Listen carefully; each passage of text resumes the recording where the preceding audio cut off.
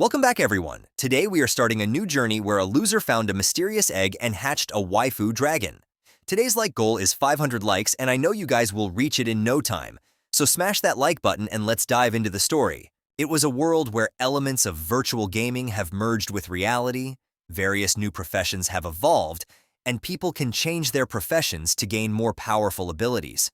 There are countless ruins and dungeons along with numerous mysterious realms, and most importantly, the world is now overrun with dangerous monsters who can kill anyone before they can even think of escape. Individuals can also obtain experience points, materials, and even equipment to strengthen themselves by hunting monsters. However, no matter how fearsome the monsters were, they are pale when compared to the awe-inspiring existence of the almighty dragons. Mysterious yet rare, they were powerful like deities. We come to the third school of the Dragon Kingdom, where the teacher was slapping the board with all his might, on which it was written that the junior year section 25 Professions Awakening orientation was happening. The teacher told the students that the professional awakening ceremony will not only affect their ability to pass the university entrance exam, but it will also relate to their future success. Some students were busy by themselves, while some were listening to the teacher, while he said that in theory, the result of profession awakening is randomly determined, but still everyone must have confidence in themselves.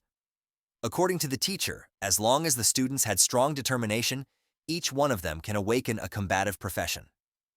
Among the students, there was someone with long hair and hidden eyes who looked at his desk onto a paper on which it was written that they were giving the profession awakening aptitude test. The boy smiled as he knew that his day has finally come.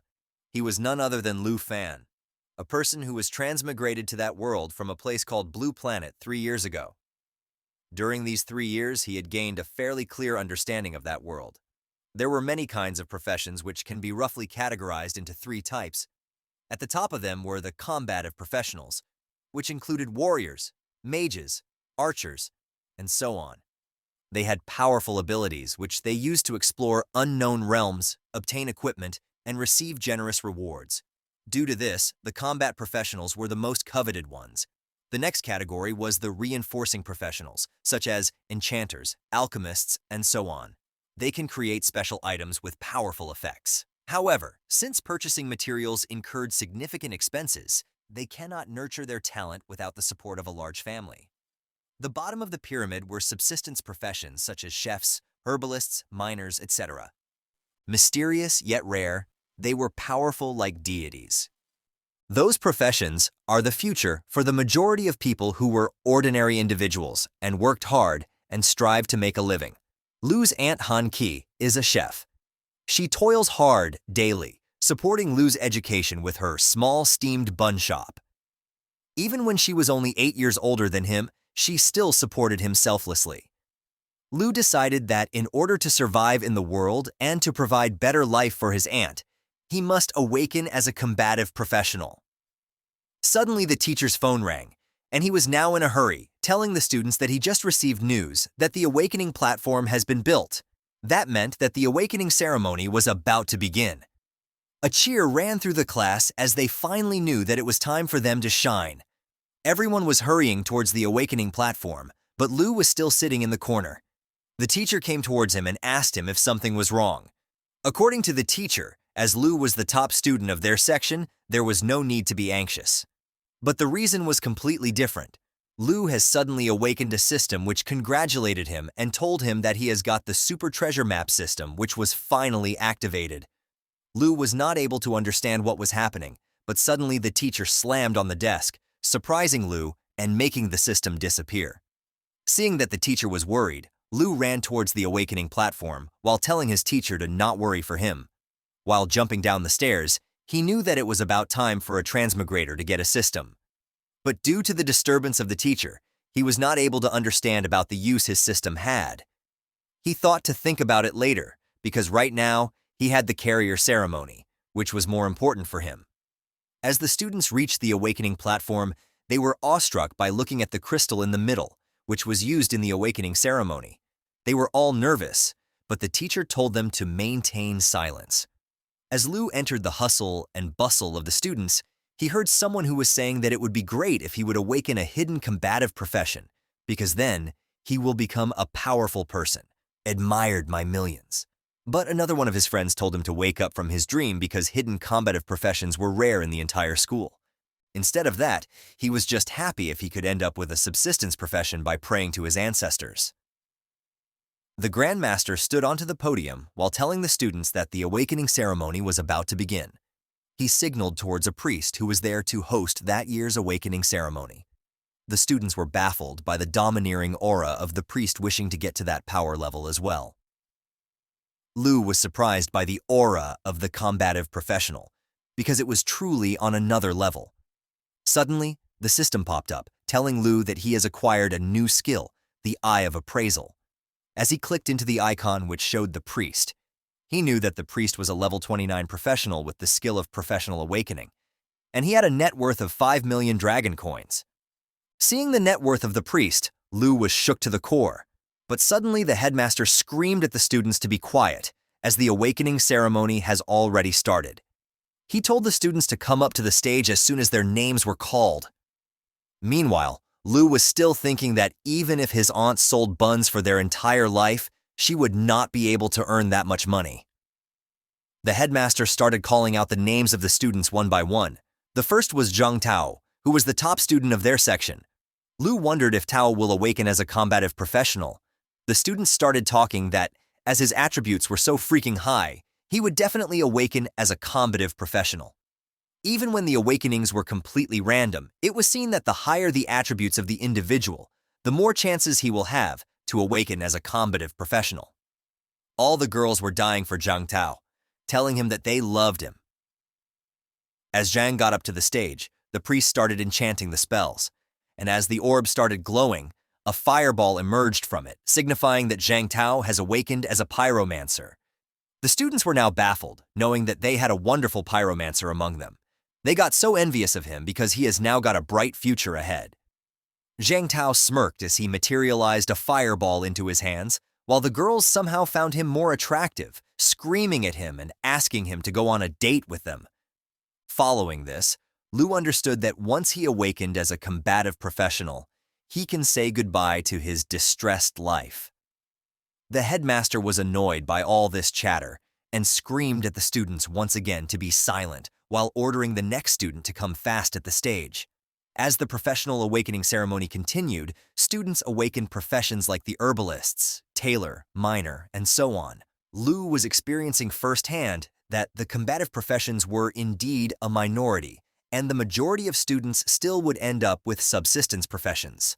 Awakening as a combative profession signifies unlimited possibilities for the future of the students. While most people awaken as subsistence professionals and the movement they do so, they are destined to live an ordinary life. A student ahead of Lu told him that even if the students awakened the subsistence profession, it was still considered a good outcome. They looked at Li Ping from Section 3, whose family was already struggling, and now she had awakened as a reinforcing professional who would need a lot of money to practice. For her, it would have been better to awaken as a subsistence professional so that she could have at least gained some specialized skills. As Lu looked at the girl, he became nervous because his family was also struggling, and if he ended up with a reinforcing profession, he is done for.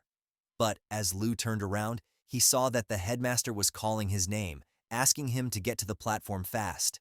As Lu walked towards the pedestal, all the girls were noticing his looks, thinking that our boy was indeed handsome. They wondered about what profession he will awaken. As Lu reached the crystal, he knew that at that point, being nervous was useless. As he put his hands onto the crystal, the priest started enchanting his spells once again. Suddenly, Lu got a vision of a red dragon, glaring at him with his burning yellow eyes. Meanwhile, all the students were now in shock because the land has suddenly started shaking. They were not able to comprehend about what was going on as golden light gleamed from the awakening crystal, which surrounded Lu from all the sides. The students witnessed a dragon materializing and coming out of the light. The student and teachers knew that this phenomenon only occurred when a hidden profession appeared. The students and teachers were not able to believe that Lu has awakened a hidden profession, and a female teacher congratulated teacher Lai because his suction produced the first hidden professional in their school. Even the teacher knew that if Lu awakens as the strongest hidden professional like Dragon Blood Warrior or David Invok Mai, he can become a new powerhouse in the Dragon Kingdom and can make his own history. We see a magnificent red dragon onto the screens engulfed in red fierce flames, while Teacher Lai told the lady that it had been 10 years since someone awakened as a dragon blood warrior, and he even became a top-tier expert in the Dragon Kingdom. The teacher was happy, thinking that Lu can awaken as a dragon blood warrior as well. Meanwhile, the dragon looked at Lu and roared at him. Due to the impact of its voice, the students covered themselves not to get harmed, and as the dragon flew away and dematerialized, the headmaster came running towards Lu, instantly asking him if he had awakened the dragon blood warrior or Dovidin Vokmai. But to everyone's surprise, Lu sighed and told the headmaster that he was now a dragon tamer. Everyone was shocked to the core, and the headmaster was not able to comprehend about how the outcome of such a grand spectacle be awakening as a dragon tamer. He screamed at Lu, along with other students, telling them that the dragon tamer was the most worthless profession ever in history. After the awakening ceremony was finished, Lu was walking in the old town of Zhonghai City, along with his system popped up onto the side. He was now a dragon tamer of level 10 with a skill which contained dragons and dragon-like creatures. He looked at his net worth, which was just 239. Lu was getting the flashbacks, where the students and the teacher were not able to believe that he had awakened as a dragon tamer. They thought that Lu was destined to be a mediocre because there was no way that the humans can possibly tame powerful creatures such as dragons. Even when Lu awakened a hidden profession, it was the weakest when it came to practical applicability. Some students didn't know about why the teachers were saying so and asked other students about why the dragon tamer profession was the weakest, even when it was one of the 3 major hidden professions alongside the dragon blood warrior and Dovidin Bok mage. Another student told him that most people would not even find dragons, and even when they could, there was no way that they could tame them because of their dangerous behavior. The headmaster was also disappointed and patted onto the shoulders of Lu, telling him that it was all right, and even when it was the weakest, a dragon tamer was still a hidden profession with boundless potential. The headmaster guessed that maybe Lu would be able to tame some sub-dragon species and become stronger. It was no use because Lu also knew that without a dragon tamer cannot have boundless potential. Sub-dragon species were also nothing but mere ferocious beasts, nothing compared to the actual dragons. We come to know that in the 800-year history of the Dragon Kingdom, dragons have indeed appeared, but a dragon tamer who has actually tamed dragons has never existed. No matter how powerful the humans were, they were like mere ants in front of the dragon's ferocious fire. Lu knew that wanting to tame a giant dragon was nothing but an unrealistic dream. He looked at his system where his skills were locked up because he hadn't tamed a dragon yet. Lu was disappointed because his aunt was working so hard to support his education, but he cannot even provide her with a better life now. As he looked in front of him, Lu was already in front of his house, without even realizing it. He fixed his mood and got a fake smile onto his face as he entered the house telling his aunt that he was back. Man, this one looks a little more all-rounder. And you guys know what I'm talking about. The moment she looked at Lu, she immediately leaped onto him while hugging him happily, telling Lu that he was finally back. She asked Lu about how his day has went because that day was supposed to be the most fantastic day of his life. She wanted to know about the profession that Lu awakened. Hearing this, Lu was disappointed on himself, but seeing that, his aunt immediately told him that it was okay if Lu didn't awaken a combat profession, because then it would have worried his aunt when she would knew that her precious Lu was outside, fighting every day. Lu interrupted her loudly by saying that he indeed awakened a combat profession and become a dragon tamer, but the catch was that he could not do anything without taming the dragons. Hearing this, Lu's aunt was delighted, telling him that it does not matter if he was a dragon tamer without a dragon, because it still showed that Lu was really strong. She stood up from her seat and hugged Lu once again, telling him that if he can get into the college in the future, his aunt will still continue to support him. She even gave Lu the option that if he didn't want to join a college, he can still join her in running the steamed bun shop instead. Hearing that, Lu was delighted and looked at his aunt in tears, but she told him to not fret too much about it as dinner was getting cold. Lu finally looked at all the things his aunt prepared, knowing that he can't finish all of it alone. After finishing the dinner, Lu slammed down onto his bed, while thinking that even when his aunt was only 26 years old, She was working in a livelihood profession for so many years. Lu remembered her aunt's hand full of cuts and bruises, regretting that he was not even able to change her ordinary life. He wanted to live a better life with his aunt, but there was no way that it can possibly happen if Lu did not do anything as the dragon tamer. He slammed his fists onto the bed multiple times, while thinking that just with a dragon tamer would really be a hidden profession. But he didn't know where to find a dragon now, did he? In the next moment, a notification popped up, congratulating Lu for receiving the first day's treasure map. As Lu looked at the screen, he was shocked to know that he has got a divine-level treasure map on the first day. But then something stuck into his mind, and he remembered that his system was called the Super Treasure Map System when it activated. Even at the awakening ceremony, Lu had only tried his appraisal function, but not the treasure map feature. As he clicked onto the treasure map icon, the system started telling him that a treasure map can be classified into 4 categories: beginner, intermediate, advanced, and divine level. The system can even be used to combine 3 identical low-level treasure maps into one high-level treasure map. A notification popped up, telling Lu that every day he will receive a randomly graded and randomly located treasure map. It even added that as long as Lu got to the location, he can find the treasure related to his corresponding profession. Something stuck into Lu's mind instantly as he read those words. Treasures related to corresponding profession meant that Lu can become a dragon tamer with a dragon. He understood that as long as he can make good use of his system, there was a chance for him to bridge the gap between the weakest and the strongest. In other words, the divine-level treasure map was Lu's last hope to turn the tide into his favor. He knew that if he gave up now, he will live at the bottom of the society for the rest of his life. He was determined and clicked onto the divine treasure map, deciding that he must go wherever the map takes him. A big regional map popped up, telling Lu that the treasure was in Mount Shibaisen.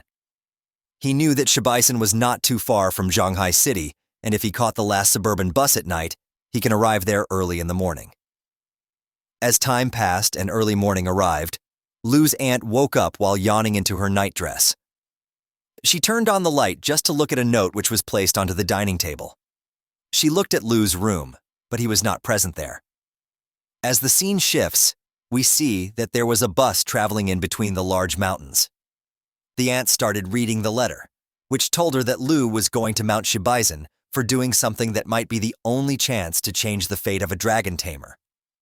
He told his aunt to not worry, as he will return soon. As the bus arrived at the train station and Lu climbed down from the bus, few suspicious individuals got behind him. Not knowing about those suspicious individuals, Lu was determined that he will live a good life no matter what. He looked at the outskirts of Mount Shibaisen, which looked like a barren land. Suddenly, someone slammed onto the travel backpack of Lu, and as he turned around, he saw a muscular guy along with a small girl who was looking at Lu with suspicious eyes. Lu jumped back and immediately put his hand onto the weapon he has got. But someone caught his shoulder from behind, asking him if he wanted to go together with them. As Lu looked behind him, he saw an old-looking man with an eye patch on his right eye. He shook off the man's hand immediately. While telling them that he will not go with them, Lu knew that these guys could be dungeon robbers. The girl took out a knife from her pocket while asking Lu to think about it once again. The eye patch man told him that it was dangerous to be alone in the wilderness at the night. Looking at them, Lu realized that those guys must be stealing and robbing materials from quite a while. He knew that dealing with someone as powerless as Lu should be a piece of cake for the robber group. The muscular guy clenched his fists, and the girl licked her knife, while the eye patch man asked Lu once again if he had made up his mind or not. Lu immediately took a defensive stance, knowing that the robbers has figured it out, that he was powerless. Lu calmed down and answered that he did not need them to travel along. The group was still trying to convince Lu, telling him that he did not understand the rules of the wilderness and the dangers in a night are far greater than he can imagine. Even Lu understood that he did not have any skills at his disposal right now, so he must avoid fighting at all costs. Thinking that, Lu lied to the group, telling them that he was a summoner and did not need any companions, because if there would be a dangerous situation, summoning elemental creatures can solve it. The men of the group were surprised by this answer, and the eye patch man said that if Lu was a summoner, then the concerns of their group towards his safety was unnecessary. He turned around and told the other two to also come with him. The girl ran towards Lu, whispering into his ears that she hoped that they will meet again, sometime addressing Lu as a handsome boy.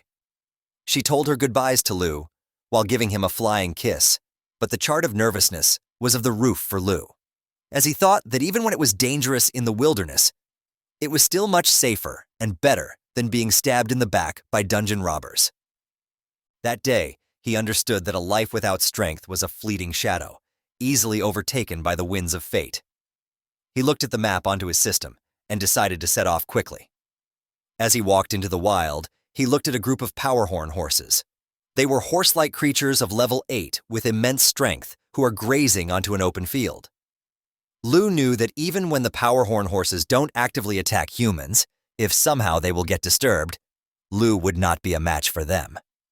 He decided to not disturb the powerhorn horses and to take a detour instead. Even when Lu was taking a longer route for safety reasons, he was not feeling safe at all because he had encountered a group of giant horn antelopes. He was walking slowly and cautiously, but as he did not look below his feet, he mistakenly put his leg onto a frog who croaked in pain with all its might. Hearing that, all the antelopes were suddenly looking at Lu as they screamed in anger for getting disturbed. Lu was eventually getting chased by the giant horn antelopes as he ran and ran in the hopes of getting away from them. He noticed a plain ground on the side of him. He immediately jumped to his sides, crashing down onto the ground, somehow able to save himself. As he looked the frog he put his leg on, he saw that the creature was the prey of the running stampede of the antelopes. He was disappointed as he thought that he cannot even handle a timid giant horn antelope in his current state. Lu knew that if he missed the opportunity he caught that day, his fate will be like of that same frog. Finally, a notification popped up telling Lu that he has arrived at the designated treasure map location. As Lu looked ahead, there were 2 giant rocks and a faint red glow was coming out from the other side of them. He understood that the rocks were indeed the indication of the location provided by the treasure map. As he walked into a cave formation of the rocks, he looked at a pitch-black egg, which was huge in size. He knew that this treasure can change the fate of the dragon Tamer because it was none other than a dragon egg, which was cracking slowly. The system popped up telling Lu that it was a black dragon egg with an unidentified level. As he heard the cracking sound, Lu understood that the dragon was about to be born. But in the next moment, Lu heard some noise coming from the long grass behind him. He immediately took his cleaver out onto his hands, knowing that everything has gone smoothly along the way, but he cannot escape the nose of a wild beast. He immediately turned around and slashed the beast, who was none other than a bloodthirsty gray fox. The creature was able to stop Lu's attack by grabbing his cleaver onto its giant canines. The creature howled and attacked Lu with all his might, but somehow Lu was able to deflect and throw him onto the ground. Lu took some deep breaths, recovering his stamina. As he looked onto the appraisal window, he saw that the bloodthirsty gray fox had got a triple claw strike and bloodthirst recovery. The creature can use a triple hit combo to make the target bleed and recover its health through bloodthirst recovery. Lu looked behind him at the dragon egg, which was going to hatch at any moment now. Lu knew that he didn't have much time or skills to deal with the creature. He thought that maybe he can stall the fox until the dragon hatches and then use his dragon taming ability. But the fox has already lived onto Lu and was into the air ready to attack him. Lu instinctively took out his hand to defend himself from the attack. He realized that the fox was too fast and he can't wait for the dragon to hatch. Due to his hand onto the front, Lu was injured by the huge and sharp claws of the fox and decided that he cannot let the fox use the bloodthirst recovery. Lu had to deal with it when it prepares for the triple claw strike. Lu had already got 1 strike and 2 were still left. Lu blocked the second one with his cleaver and somehow dodged the third one by moving to the side. Now it was finally Lu's chance. He slammed his cleaver straight onto the head of the bloodthirst gray fox. As blood splattered all around the monster, Lu took out his cleaver from the creature's head. A notification popped up telling him that he had defeated a bloodthirsty gray fox and was rewarded 120 experience points for it. Lu was out of breath but was now calm because he got rid of the monster. But suddenly, 3 shadows appeared behind of him, laughing loudly and complimenting Lu for taking the beast down. They were none other than the group of robbers telling Lu that he was impressive. Lu took a defensive stance again, telling the group to stop following him since he had already said that he will not join them. The girl started laughing while telling Lu that there was no need to be so nervous. The girl knew that Lu deceived their group. The eye patch man made Lu remember that he told them that he was a summoner, but he didn't even use any summoning skills and got injured by a monster like this. Lu was now in a fix knowing that he was figured out from top to bottom by the robbers group. He immediately kicked the body of the fox monster towards the group, telling them that if they wanted the fox fur, they can take it and stop bothering Lu. But as the lifeless monster crashed at their feet, the eye patch man laughed while telling Lu that he was interesting. He picked up the fox fur, telling Lu that this was only worth 80 dragon coins, but they did not come here for just that small amount. They were actually after the divine treasure too. Lu immediately understood that the group had saw him looking for the dragon egg, but as he looked around, the muscular man and the woman were already running towards him with an intention to harm him. The muscular guy punched Lu with all his might, and he was slammed down with his cleaver thrown into the air. Lu crashed intensely a few meters away from the robbers, but as he opened his eyes, he saw that the lady was laying down on him with her knife onto Lu's throat. She told him to not move, or he will get scratched by her knife. The eye patch man told Lu that he underestimated the dungeon robber's sense of smell for treasures. The muscular man ran towards the dragon egg and asked the other members to have a look at what he found.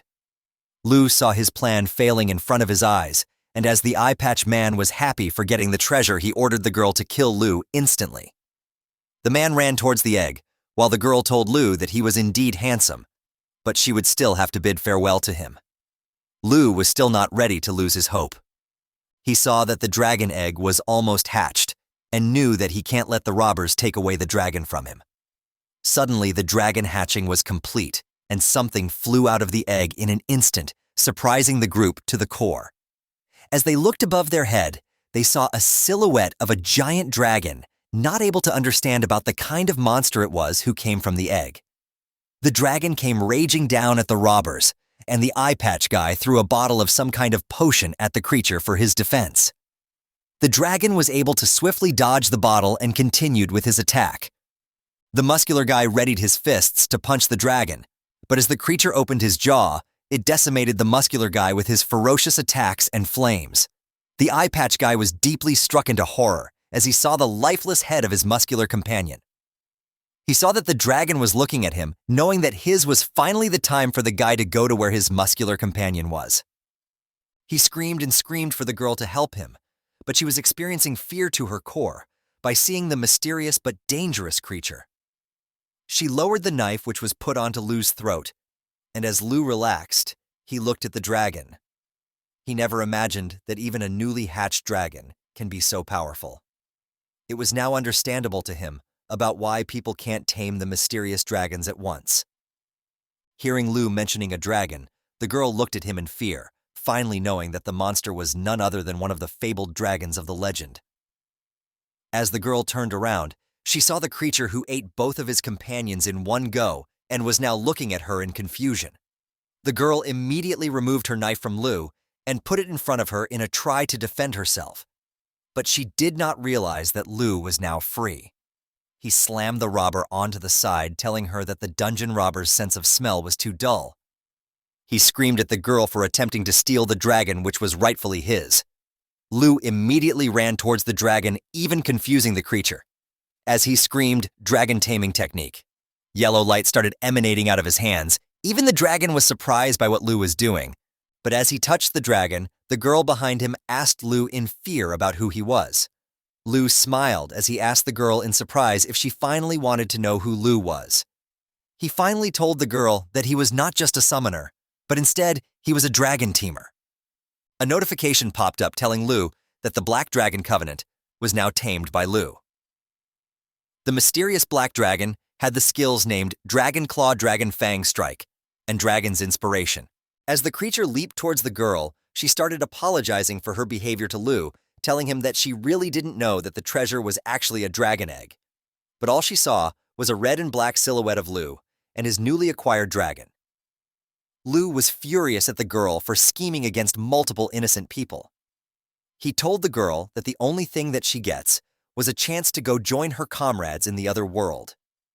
He ordered the dragon to finish her once and for all, and after everything was finished, Lu was finally sitting onto a cliff of the mountain bandaging the hand, which was injured by the fox monster, while the dragon was searching for something into his new master's bag. Finally, Lu picked the dragon up, not able to believe that he finally crossed the gap between the weakest and the strongest of the races. He raised the dragon onto his hand like a kid, telling the creature that it was way too lively. Lu was awestruck by knowing that the dragon was so powerful right after hatching, so it will get stronger and stronger as much as it levels up. Lu tightly hugged his newly acquired dragon, telling the creature that the title of Dragon Tamer will no longer be called the weakest class. But now an important question arose in the mind of Lu. What would he call his newly tamed dragon? He thought of names like Little Coal Ball and Black Diamond, but they were too lame. Finally, Lu noticed that the dragon was licking at his wounds. As the dragon drank, its master's blood-red aura started emanating from the creature. As the dragon opened up his elegant wings, it started transforming into a magnificent girl and was now standing in front of his master. The black dragon has now transformed into a human with a long tail and 2 elegant wings. All right, guys, the waifu is here finally. All hail the waifu Tamer. Lu Fan was shocked by seeing her into this form and understood that the dragon can also transform into a human. As the dragon did not understand human language, she just shook her head to agree with what Lu Fan was saying. The dragon lady was still behaving like a child and was flying here and there. While Lu Fan read about his new unlocked skills, they included dragon taming, which was the ability to tame dragon-like creatures, along with Dragon Claw, which transforms the player's arm into a dragon claw, and its strength depended on the current dragon pet. Another skill was the Dragon Fang Strike, which mobilizes dragon energy to deliver a powerful blow, and last but not the least, the Dragon Inspiration, which inspires the user and the dragon pet and increased all attributes and attack power by 30%. We come to know that the black dragon was a legendary creature. For Lu Fan, it was just as he thought. As soon as he had successfully tamed a dragon, all his skills were unlocked. Lu Fan immediately knew that even if he were to personally act for it, he could easily crush other combat professionals of the same level. Lu Fan clicked onto the black dragon's profile, and her stats were now in front of him. The dragon had the strength of 342 with agility of 267. She had a spirit of 359 with an endurance of 373 and was a legendary creature. She had multiple attacks, including the mighty jaw assault, which swiftly charges forward and tears into the target, causing continuous bleeding damage. She had lava flame, which continuously spurts flames, dealing damage while healing her. She had the Black Dragon Heritage, which reduced all damage taken by 50% and gave immunity to all debuffs, along with 500% increase in self-recovery ability. She had a special skill, which needed a blood pact. It was the Bloodline Connection, which provided a 10% attribute bonus to the Dragon Tamer. Lu Fan was shocked to the core by knowing that there was this much power inside a mere dragon hatchling. Even when he contracted just with a level 1 dragon hatchling, it had these powerful skills and nearly 400 points in various attributes. Even a skilled human expert, who is 20 levels higher than Lu Fan, would not stand a chance against him now, and he would never have to think about the ordinary humans at all. What was more was the Bloodline Connection, which directly doubled all of Lu Fan's attributes. He understood that the Bloodline Connection was the reason. He felt significantly stronger after successfully taming the Black Legendary Dragon. Lu Fan was now very happy, and with her smile onto his face, he thought that it was as expected from one of the 3 strongest hidden professions. No matter how strong a hidden profession may be, it had no chance of winning against the dragon race. And without a doubt, the Dragon Tamer was indeed the strongest hidden profession and not the worst. Just then, he saw the Dragon Lady, who was eating the eggshells from which she hatched from. Lu Fan guessed that although the hatchling can transform into a human, it still behaves like a dragon, and a newborn one at that. But the question was still remaining where it was. What should Lu Fan call the dragon? Suddenly his mind was struck by something, and he remembered that a little black dragon born during the night before dawn should be named Xiao Yi. Even the dragon was delighted when she heard the name and smiled cutely. Lu Fan understood that the dragon was liking her new name. He was happy that even when the treasure hunting was dangerous, it was all worth it. He patted the dragon's head and asked her if she was hungry. Xiao looked towards Lu Fan and nodded with a cute smile.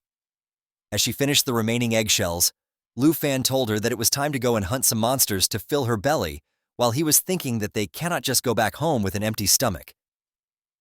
Lu Fan stood up and smiled, while thinking that the trial that determines whether he can enter the university is coming soon, and many students must be trying to hone their qualifications by seeking opportunities outside. The prestigious Southern Province's Top Scholar Award and qualification for the highest educational institution in the Dragon Kingdom that Lu Fan wanted to enter into was now within his reach. But he knew that even after what had happened, he could not take the entrance lightly, and leveling up and mastering skills should be the top priority for him and his dragon. Lu Fan started running with a smile, and Xiao was following him with a smile on her face. Lu Fan told Xiao that they were going to set off and head deep into the Mount Shi Basin, as there were monsters there that are even tastier than eggshells for the dragon. As they were advancing, Lu Fan and Xiao suddenly heard some noises. They saw that a group of creatures was running towards them with insane speeds. Lu Fan immediately popped up the system, which told him that they were the plains hyena, and they had the attack of Rending Bite, which inflicted continuous bleeding damage on the target, along with Putrefaction, which inflicted a disease debuff on the target. Once killed, they will drop the canine teeth, which was worth 95 dragon coins. Lu Fan knew that these bastards were more dangerous and tougher than the bloodthirsty gray fox. She also knew that even when he defeated the wild level 10 bloodthirsty gray fox, he also suffered a lot of injuries in the process. Remembering that Lu Fan was hesitant to attack, but the dragon lady was already in the air with a devilish smile on her face as she knew that she is going to get more food. Even Lu Fan understood that the lady wanted to take the lead. His eyes glittered with confidence as he thought that Mount Shibasin was holding no danger at all for the strongest dragon tamer and his dragon. Both Lu Fan and Xiao were smiling and advancing towards the plains hyena, ready to send them inside the dragon's stomach as her meal. The dragon flew high, and as the plains hyena roared, she took a deep breath and her stomach started glowing and giving off a flame aura. Finally, she attacked the hyenas with her lava flame attack, and as the creatures were burning, Lu Fan and the black dragon were earning experience points. As Xiao kept using her lava flame attack, Lu Fan was constantly watching the system, witnessing the increase in their levels. Lu Fan was finally at level 11, and the black dragon was now at level 3. He smiled while ordering Xiao to not waste her time on the small fries. Both of them looked towards a den inside the mountain, and Lu Fan told Xiao that a big guy has been waiting for them for a long time. 3 sets of eyes were giving off a piercing glaze to Lu Fan and her dragon, and finally, the creature came out of hiding. It had 3 heads, and they were clearly showing the killing intent of the monster. It was none other than the 3-headed blood lion, who was a level 25 lion-like creature with multiple attacks, including Roar, which increased defense and attack, Trample, which dealt significant damage within target range, and Triple Flame, which inflicts 3 instances of fire area damage. Upon defeat, the creature will give 23,790 experience points to the player, and will drop materials like Blood Lion's Tooth and Blood Lion's Skin. Lu Fan knew that for a level 25 elite boss typically, it would require a strong team of monster hunters just to approach. But he was a dragon teamer now, and he can do anything. He ordered Xiao to go towards the 3-headed lion to engage with him in a battle. As Lu Fan and Xiao were advancing, the lion used Roar and increased his defense and attack power for a certain period of time. Then he started charging a heavy attack, which was the Triple Flame. Lu Fan knew that this attack required some time to charge, and as he was running, he ordered Xiao to coordinate with him to interrupt the lion's skill. Xiao's body was engulfed in flame, and Lu Fan was now ready with his cleaver in his hand. Both of them jump towards the three-headed lion, and we see that the dragon was transformed into his original form while using the mighty jaw assault. The black dragon immediately closed the gap between the creature and herself and finally bit the creature onto his face while clenching the other two heads with her sharp claws. The system finally told Lu Fan that the triple flame attack was interrupted successfully. He complimented his dragon for the good work she did and finally attacked with his cleaver while using the Dragon Fang strike, which mobilized Dragon Aura to unveil a powerful strike with the current weapon. With this final blow, the creature was dropped dead onto the ground, and both Lu Fan and the dragon jumped back at their place.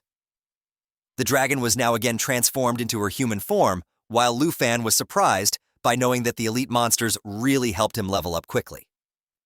Lu Fan was now at level 14, and the dragon was now at level 9.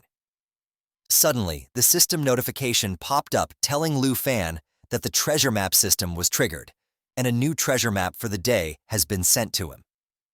Seeing that, a faint smile appeared onto Lu Fan's face as he wondered about what exclusive item for dragon tamers will this treasure lead to. He ordered Zio to come with him for the treasure hunting, and the dragon lady immediately agreed to her master's command with a smile. Hit that like button as today's like aim is 500 likes. Also subscribe for more with the notification bell on. As the scene shifts, we come deep within the Mount Shibaisen. A group of 3 people was standing in that area, while the blue-haired girl asked the uncle if they should really let such a rare opportunity slide away from them. But the uncle told the girl that they did not have a choice.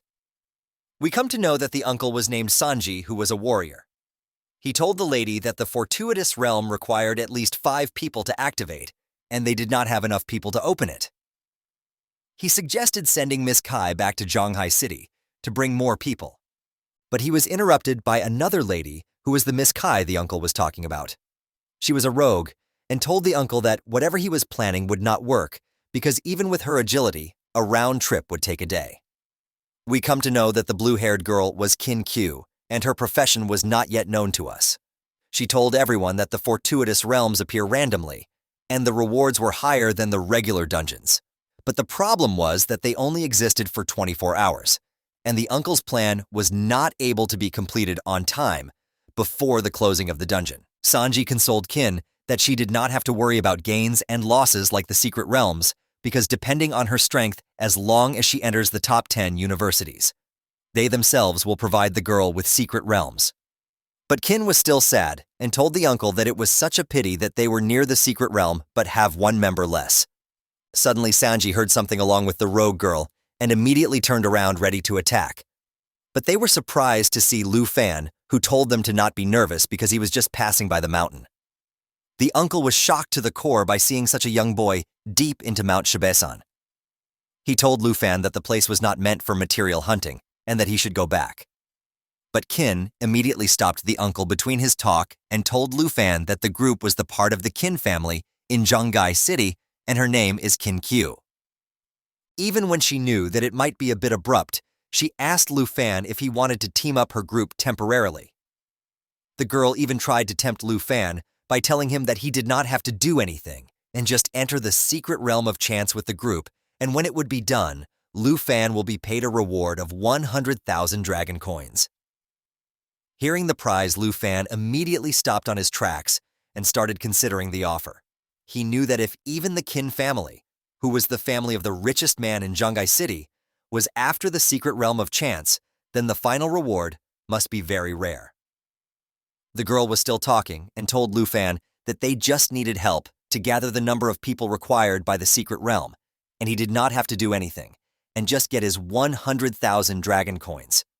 As the scene shifts, we see that the group of the lady had 3 people before, but they have already gathered a paladin with themselves, but they were still 1 member short. The uncle was walking towards a huge purplish portal, which goes towards the secret realm, while he told Lu Fan to follow him quickly if he wanted the reward. He even told Lu Fan that it was such a rare chance that he could not encounter it casually like this again. Lu Fan smiled at the offer and told everyone that he did not have much interest in money, but he was ready to help if the group can cooperate and follow the rules of distribution. The uncle along with the 2 ladies were shocked to hear those words coming out from a young boy. The Rouge Lady immediately understood that Lu Fan was trying to say that he wanted to distribute the rewards in the secret realm based on their strength, and hearing that even Lu Fan confirmed that this was what he wanted. Hearing that, Qin was deep in thoughts, while she thought that the whole group's average level was around level 20, and Lu Fan was even looking weaker than all of them. But still, he was so confident. The lady was not able to comprehend if the guy was just really confident on his skills, or was just an arrogant brat. But the group desperately needed one more guy for them to enter the secret realm of chance. So Qin smiled while she put her hand forward and told Lu Fan that since he wanted to cooperate, then they should form a team in a cooperative way. She even told Lu Fan that the 100,000 dragon coins, which were promised previously, were still going to be his prize, because the group just to show sincerity to him. Lu Fan smiled while he shook the lady's hand and agreed to this deal. Finally, after the deal, Qin was happy and excited now, as she told everyone to get moving as fast as they can. But Lu Fan was having something else in his mind. He thought that exposing his legendary dragon Zio's identity in front of strangers in the wilderness will only bring trouble to them. So he decided to summon the dragon lady out after he got the reward from the secret realm of chance. He even felt sorry for the dragon, but was not having any choice. Finally, Lu Fan got inside the portal behind everyone and arrived at the secret realm of chance. As soon as he set his foot inside the secret realm, he saw a dark and desolated place with lifeless trees and a dense fog of purple color, which was spread all around them. A system notification popped up telling Lu Fan that he was in the secret realm of chance and was standing in the Morning Village, which was a level 20 realm with solid difficulty and had a restriction that only people at least in a group of 5 can enter inside. Watching the eerie atmosphere all around them, Qin told everyone that this village was so quiet that they can hear only their own voices. The assassin lady analyzed the environment and told everyone that the air was so heavy and there was no sign of life in the fog which surrounded them. Meanwhile, Sun Ji was worried for Lu Fan, asking him to stay careful as he was empty-handed and did not have any equipment. But the uncle wasn't ready for a surprise. Lu Fan smiled while raising his hand up, and a kind of flaming aura started surrounding him. Suddenly, a big black machete with dragon scales materialized into his hands, and the system notification popped up telling us that it was an epic quality weapon with no level requirement for using it. It can only be used by dragon tamers and dragon blood warriors, and it even had the skill to give the user the dragon blood armor, which partially transforms the user into a dragon, increasing the power of dragon transformation. It even increased the strength by 65 and stamina by 30. Lu Fan thanked the advanced treasure map that happened to be triggered after defeating the 3-headed bloodlion, as it gave him the opportunity to replace his novice machete into this legendary weapon. Everyone was shocked to see this sudden revelation, and Sun Ji asked Lu Fan if he was a newly transferred student rather than a material hunter, because his weapon looked extraordinary. But the assassin lady was getting pissed off and asked the uncle about why did he care so much about a stranger. Everything was clear in her mind, and if Lu Fan had any evil intentions, she was confident that she will subdue him immediately. Suddenly, Sun Ji was surprised as a hand came out from the ground all of a sudden and startled him. They were none other than the corrupt zombies of level 15, which would give 620 experience points along with corruption poison sac and 256 dragon coins upon killing. They had some dangerous attacks, which included hug and bite, which entangles and scratches the target, and continue to bite along with corpse poison, which was the poison into each and every attack of the zombie, which can cause the target to continue losing life points. Even the targets who die under the effect of corpse poison will become corrupt zombies themselves. Qin told the uncle to be careful as a horde of corrupt zombies came out from the ground beneath them and were ready to attack and infect the group with their corpse poison. But the paladin immediately put forward his shield and blocked the incoming attack of each and every corrupt zombie. A status window pops up and we see that he was Jia, who had a fighting profession and was a level 20 knight. The uncle backed down and stood along with the assassin lady, while he complimented Jia for his instant help and counterattack. He himself had the combat profession and was a level 28 warrior. He hacked and slashed all the corrupt zombies coming in his way, along with the rogue lady, who was also a level 28 rogue.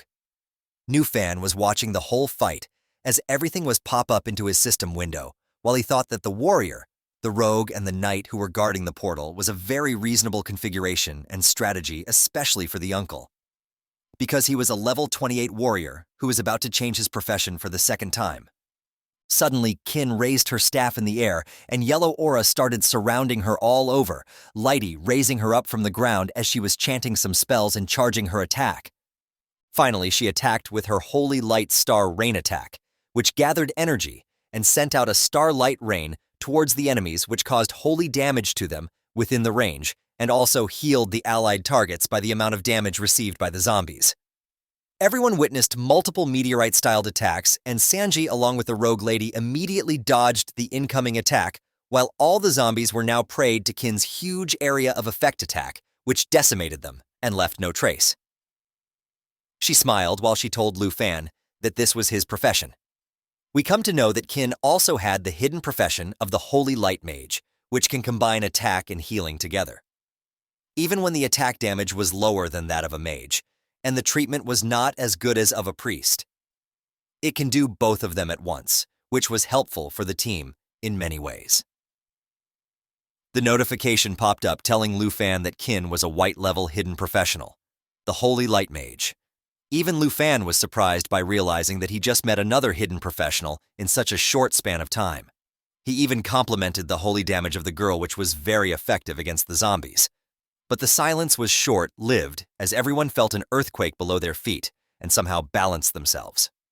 Lu Fan realized that due to all the commotion, some elite monsters were alarmed and were now coming towards the whole group.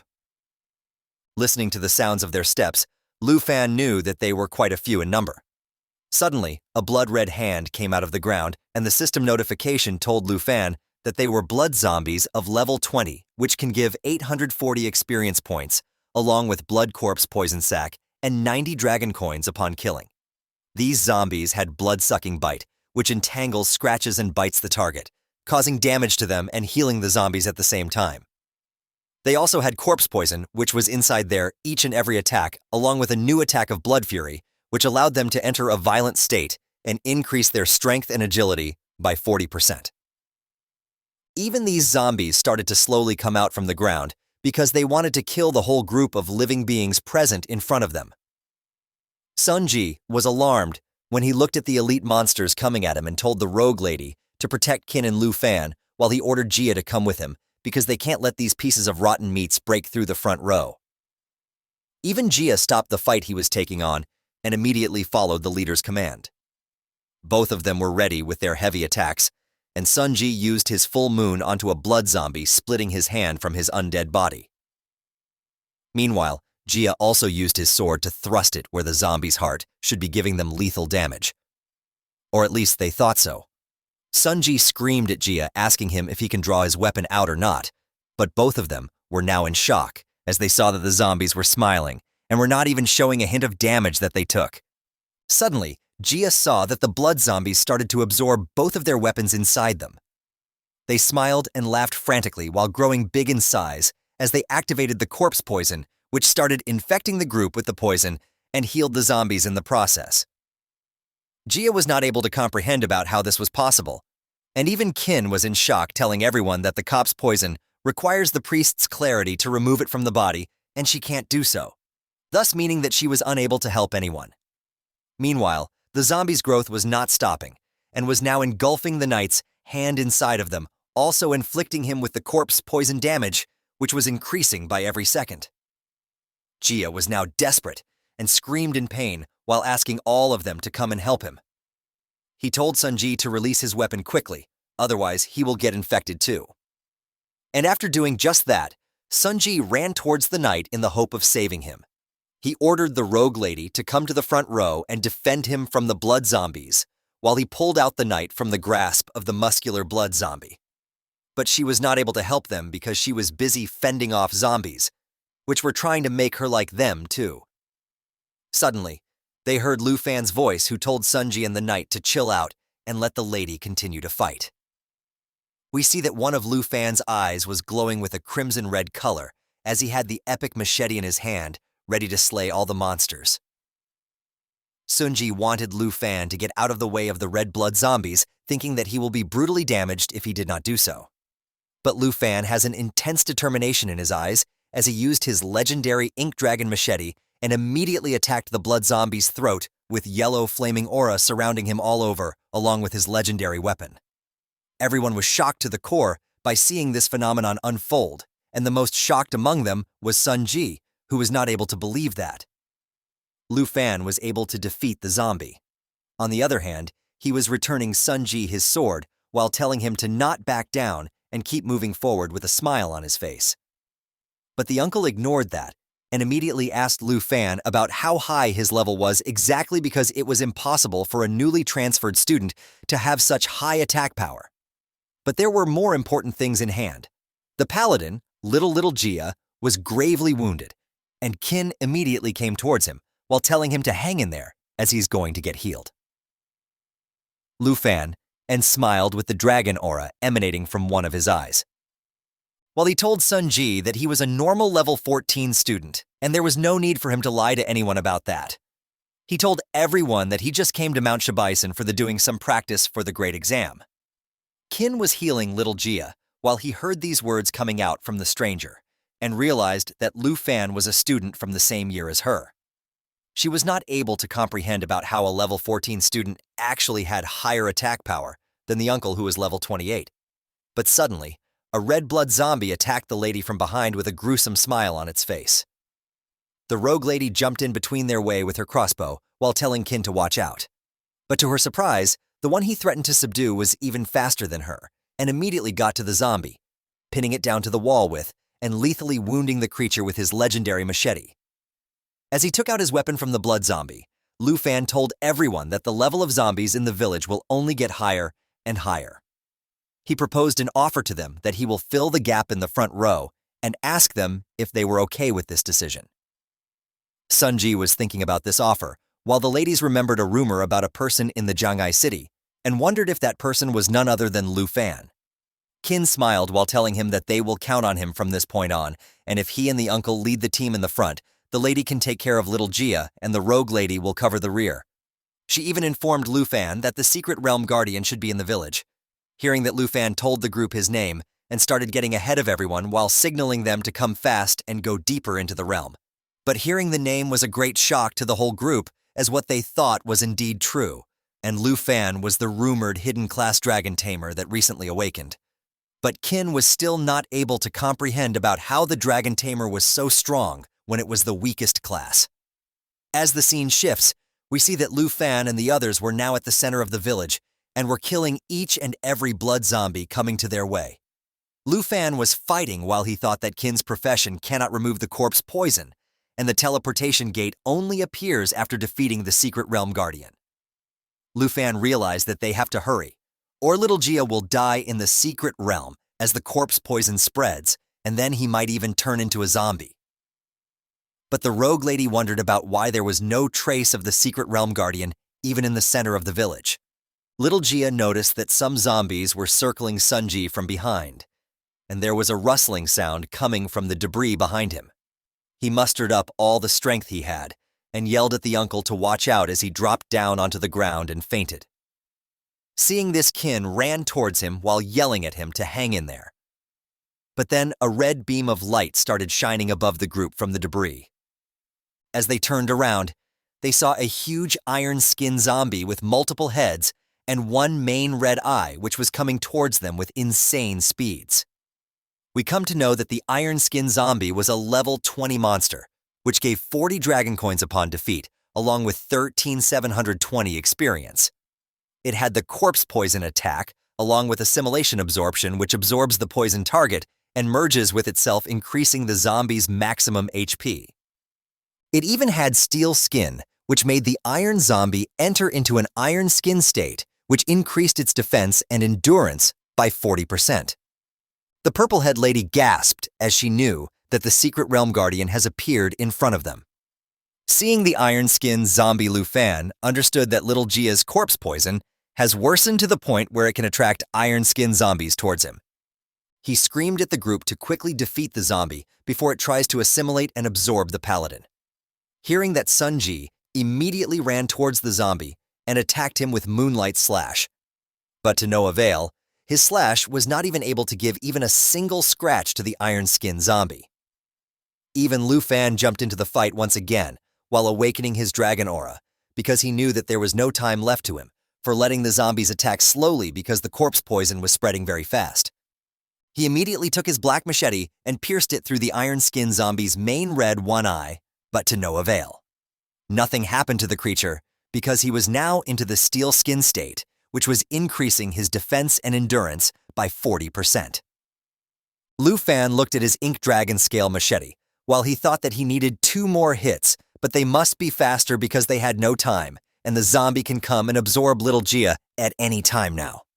Suddenly he looked at the status window and saw the Dragon Blood Armor skill, which transformed the user partly into the dragon. Meanwhile, the iron-skinned zombie finally ran towards the paladin while it was charging its assimilation absorption skill, ready to absorb the poor guy. But at that crucial moment, Lu Fan yelled at Qin to use her holy spells in coordination with him while he began transforming his hand by using the blood dragon armor. He told the uncle to protect little Gia with the help of the purple-head lady. We see that as Lu Fan's transformation was complete, one of his hand was now converted into a dragon hand. And listening to his commands, even Qin was ready and started chanting her holy spells with her staff up in the air. Lu Fan and Qin ran towards the iron-skinned zombie, and our boy jumped at the creature with all his might. While the Holy Light Mage also used her Holy Starlight Rain attack onto the undead creature in the hope to defeat it once and for all by giving it massive damage. The iron-skinned zombie boss was running towards Lu Fan and the group with insane speeds, while it screamed that it wanted fresh blood and flesh. Our boy Lu Fan jumped into the air, ready to attack the unshakable creature right during its movement. And we see that suddenly the monstrous iron-skinned zombie started disintegrating, and its skin started falling bit by bit. Looking at that, everyone was surprised, while the purple-head lady realized that the zombie was disintegrating as it increases its speed. Hearing that the uncle understood that the iron-skinned zombie always relied on constant fusion and absorption technique to become huge and to maintain its body. Lu Fan instantly realized that if the iron body was not the original iron-skinned zombie, then the original body must have been wrapped inside all the iron. Sunji Gave was too impressed with our boy's thinking capabilities and instant action. Over many years serving the Qin family, he had already seen all kind of masters, but had never seen someone like Lu Fan because he was definitely a hidden profession. Suddenly we see that the iron-skinned zombie's skin disintegrating too much, and finally the original head of the zombie creature was now in front of everyone. Noticing that Qin told Lu Fan about it, and he started running towards the body once again with insane speeds as he transformed his hands into the dragon hand like before. Our boy jumped with all its might and punched the red-crimson eye of the iron-skinned zombie with his dragon hand while clenching its red eye into his hands and decimating it with the firepower. The zombie started screaming in pain and agony as fire burned his original body down to smithereens. Finally, the zombie was completely destroyed, and our boy Lu Fan landed onto the ground while undoing his hand transformation and getting his legendary black machete back into his hands. Seeing this, everyone was shocked to the core, not able to understand about how a freshman was able to defeat the guard of the secret realm of chance. Even Qin was a little tense, as she had never seen a powerful skill which can easily make a level 20 boss drop dead before. She just wanted to know about who Lu Fan exactly was. As the smoke clears, we see a silver chest which was the iron-skinned zombie's treasure box of level 20.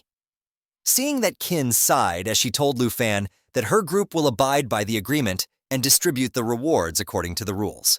She even apologized to Lu Fan because they were not familiar with each other before, and the whole group looked down on him without realizing his true power, and it was them who were rude to the boy, even when he was not.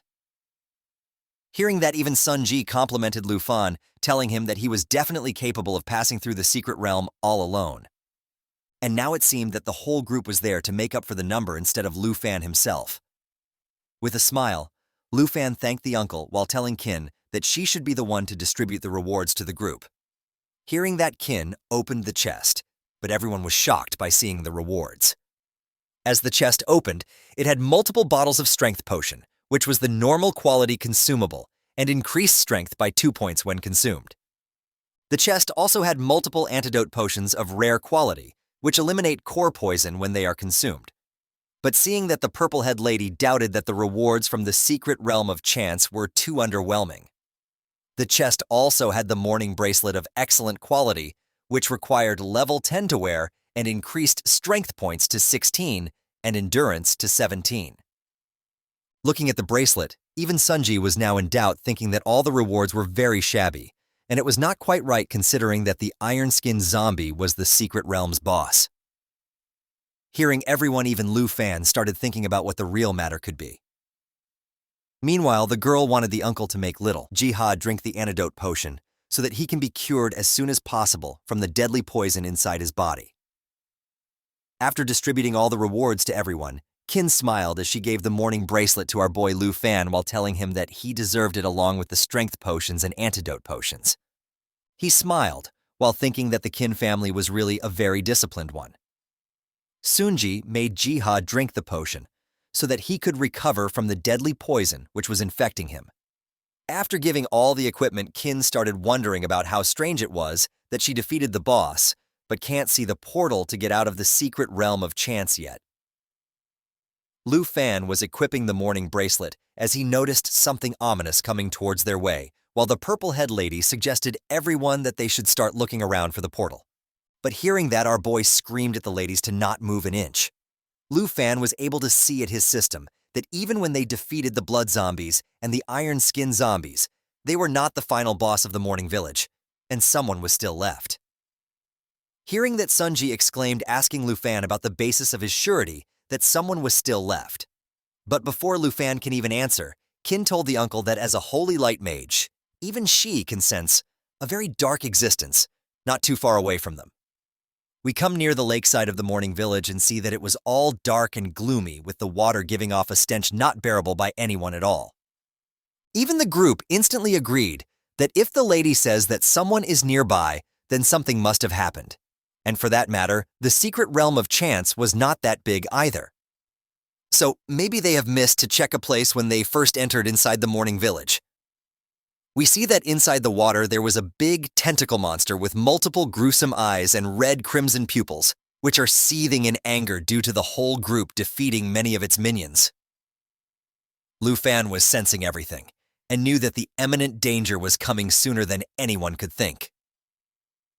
Suddenly, we see that multiple tentacles with a large number of eyes come out of the ground, and everyone was shocked to the core while they maintained the space between them and the monster.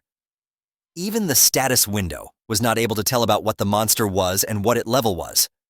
Realizing that Lu Fan was right all along, Sunji understood that this tentacle monster must be the final boss. Everyone got away from the gruesome tentacle hands, while Sunji tried to defend them with his red crimson sword. But as multiple tentacles attack him, he got thrown several meters from where he was standing due to the sheer force and power of the monster tentacles. Seeing that everyone was surprised that their highest level member of the group was now knocked onto the ground. Suddenly, Kin sensed that the tentacles were looking at her from all around, and the next moment they tried to grab the lady with insane speeds. In the midst of chaos, the lady was not able to comprehend about what was happening and can only scream and not do something. But our boy Lu Fan comes like a blazing fast turret and instantly catches the lady before the monster can get a hold of her. Even the lady can't stop blushing after seeing this heroic act of our boy. But we see that tentacles still attacked Lu Fan and threw him onto the ground along with the lady. The other group members immediately ran towards the couple, while the purple-head lady asked Kin if she was okay.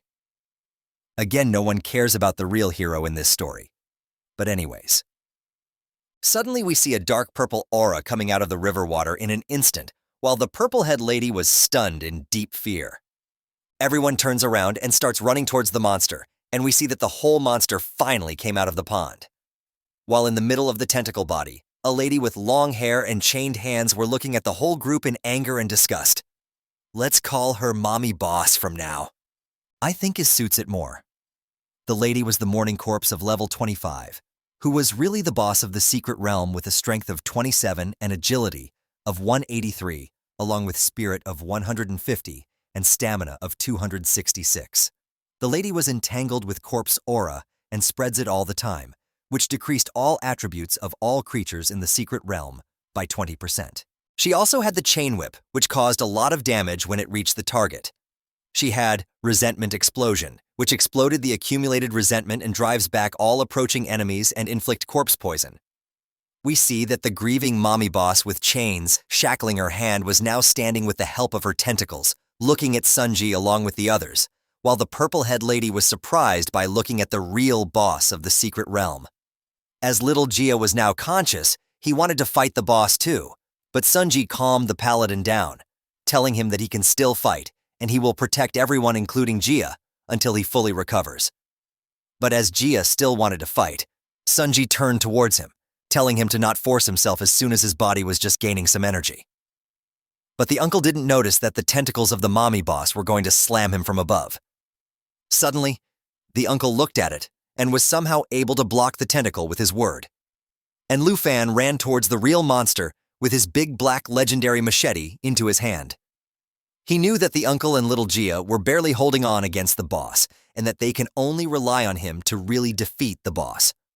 Lu Fan immediately realized that as long as the boss was still a zombie, there was only one way to defeat it.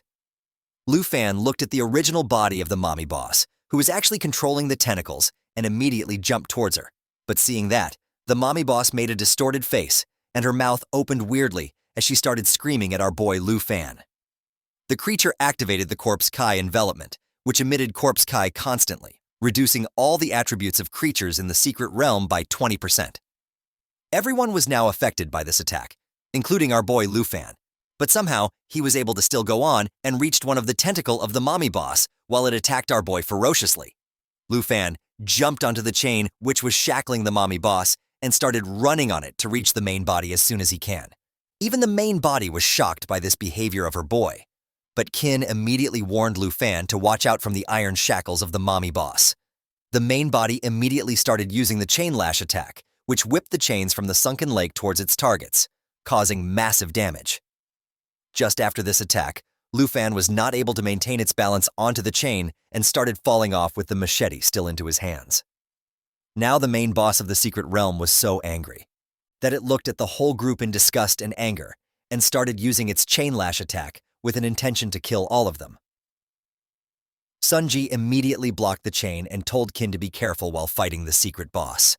The purple-head lady and little Gia were also defending from this attack, but the paladin's shield already broke from just one impact of the secret boss. Lu Fan was still on the offensive, trying to somehow reach the main body, but he immediately noticed that a tentacle hand swept through the air right beside him and straight away got to Sun Ji and the group, while the monster told Lu Fan that if he continued to resist its attack, the whole group is going to die. Knowing that, Lu Fan was not able to contain his anger and still continued going towards the main body of the monster, telling her to get out of the way and let them leave the dungeon. He even used his Dragon Strike attack once again, which mobilized the dragon energy to give a powerful blow to the enemy with the help of current weapon. The mommy boss was getting hurt and started doing desperate attacks of the chain lash, giving a continuous assault to the group and our boy Lu Fan. He finally used the Dragon Blood transformation and transformed its hand into a dragon glow, which helped him to break all the chains attacking him and the whole hunter group. After this attack, Lu Fan finally landed onto the ground after he broke all the chains of the lady which were attacking them. Sunji even told Lu Fan that the boss was not something that they can deal with right now, and he even advised Lu Fan that they should retreat first and strategize about dealing with this secret boss. Even Qin was worried about Lu Fan, and she told him that the whole group in bad shape and they were of no match of the secret boss. She even added that they will all be in great danger if they did not get out of the secret realm right now. But as the grieving lady was still looking at Lu Fan and was ready to attack once more, he told the whole group that they should retreat to the village first, where the zombies have already been eliminated. He gave the task to the uncle and the purple-head lady for them to make sure that the other two people of the group should be safe. Hearing that, even Qin was deeply worried, asking Lu Fan about what will he do by staying near the main mommy boss. Hearing that, Lu Fan dismissed the group with his hand while telling Kin that he will defeat the boss no matter what it took, and he once again told the whole group to retreat quickly. Hearing that, even the purple-head lady liked the idea of Lu Fan and asked Kin to retreat with them. The lady was deeply disappointed that they cannot help Lu Fan at all, and he had to deal with the monster alone.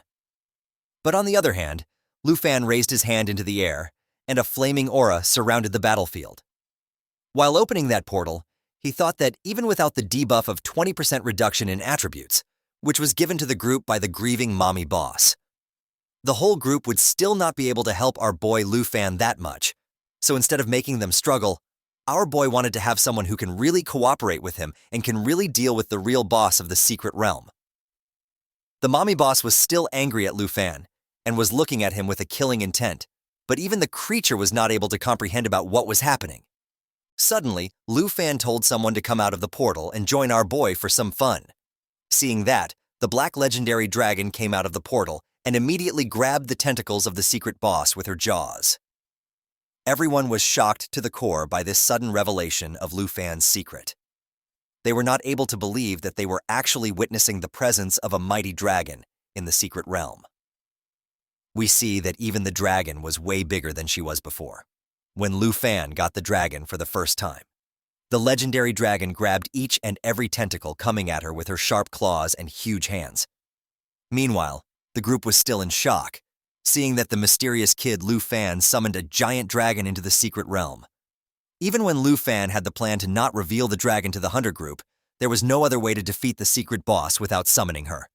Agreeing to every order of her master, the dragon immediately used the giant assault attack, which made the dragon rush at high speed and then bite the target, causing continuous bleeding damage. By doing this, the dragon broke multiple tentacles of the main body, causing the zombie mommy boss to scream in immense agony and pain, making her roar and to frantically attack. But even after all of this, the dragon was not ready to stop and gave a final attack to the secret boss of the secret realm, taking all the shackles of the mommy boss and making her submerge into the water once again. And with that, finally the secret boss of the realm of chance was defeated. Sun Ji was not able to understand about how Lu Fan was able to dismantle the whole enormous boss in just 2 blows. It was simply a terrifying thought to him. Even little Gio was not able to believe that he was witnessing the might of the dragon with his own eyes. Everyone in the group believed that seeing the dragon meant they are inevitable death. But that was not the case, and they were truly shaken and terrified while also being amused. Even Kin understood that the person in the recent rumors she heard about Zhanghai Sitam was really our boy, the one and only worthless dragon tamer Lu Fan. We see that Lu Fan was patting the dragon for the work she did, telling her that she did very good work. Lu Fan approached the chest and opened it. The chest began to glow, and as he looked inside, he started smiling. Little Kin held the magical staff with both hands and stood behind watching him, while the rest of the team simply stood silently watching. As Lu Fan opened the chest, it contained several objects. The first one was the Holy Light Staff. This object was of excellent quality, with 32 spirit points and 19 stamina points. The required level to use it was level 10. The staff had an ability called Holy Light Seal, which allowed the user to bind the target with light. The duration of the bind depended on the user's spiritual attributes. The second object was a robe called Twilight. This object was of excellent quality. It had 35 spirit points, 15 stamina points, and the required level to use it was level 10. This outfit had an ability called Light Flow, which allowed the user to use light to create a barrier to protect themselves from attacks. The amount of damage that the barrier could absorb depended on the user's spirit attributes. The third object was the Ring of Mourning. This object was of rare quality. It had 57 spirit points, 21 stamina, and 12 strength points. The required level to use it was 15. This ring had an ability called Mourning Aura that allowed the user to assign any target to obtain the Mourning Aura. Any attack launched by the person with the aura would be added with a resentment value. When the resentment value accumulated, the attacking target would be affected by negative effects such as poisoning, bleeding, and dizziness caused by corpses. The fourth and final object was the Job Transfer Scroll. This object was of rare quality, and it had no points as it was consumable. The effect of this object was to induce a low probability that a non-hidden profession would be transferred to the hidden profession of the current profession. Without thinking twice, Lu Fan chose the job transfer scroll. He stood up, and while holding the scroll in his hand, he turned towards Little Chin and the others. As his body emitted a blue energy, he revealed to them that he was going to choose the scroll. A system window appeared to inform him that he had successfully obtained the job transfer scroll. Little Kin approached Lu Fan and explained that he didn't need to go out of his way for them at all. According to the rules, these items belonged to him. And Lu Fan replied saying that he wasn't pretending to be a gentleman, and all the equipment had spirit attributes. The spiritual equipment was more suitable for her. He also added that all he needed was this job transfer scroll. Little Kin approached the chest, and while looking inside, she explained to him that if she hadn't met him, then all of them could have died in this place. Lu Fan simply stood still, watching without saying a word, wondering what she was planning to do. Several seconds later, after looking into the chest, she took out the mourning ring from the chest. She extended her hand towards Lu Fan, and while looking into his eyes, she asked him to please accept this ring. Wait a minute, is this a proposal? Our Giga Chad boy has secured a second waifu, guys. Without thinking twice, Lu Fan grabbed the ring, and while he was holding it in his hand, he closed his eyes and imagined doing naughty things with her. With a smile thought that if she acted this way, then he couldn't do anything. Little Chin stood up, and while holding the magic staff, she started staring into Lu Fan's eyes and began to blush while imagining doing dirty things to him. Wait, what the? Stop it. Get some help. She started wondering what else he hadn't shown to her. He was a very difficult person to figure out. While the dragon lady was playing with the filler guy, Uncle Sunji approached them, and while looking at Lu Fan thought that he was a very interesting person. Purplehead also approached them, and while looking at Lu Fan, she smiled and explained to Little Kin that it was time to prepare to return. That same night, several hours later, Lu Fan returned to his Aunt Han Ki's bun shop. She threw herself into his arms, closed her eyes, and explained that this was too dangerous because just by listening to him. I am getting a different kind of feeling from this interaction, guys. Maybe it's just me. But you can let me know in the comment section, what do you guys think? She continued saying that she started getting scared since he had encountered so many dangers in the past few days. Upon hearing this, Lu Fan became somewhat confused. While he was staring into his aunt's eyes, he asked her what had happened. He also requested that she release him quickly, since he had been in the wilderness for several days, and his clothes were very dirty. Instead of letting go, Han Ki hugged him even tighter, closed her eyes, and while crying, explained to him that Lu Fan wasn't dirty at all.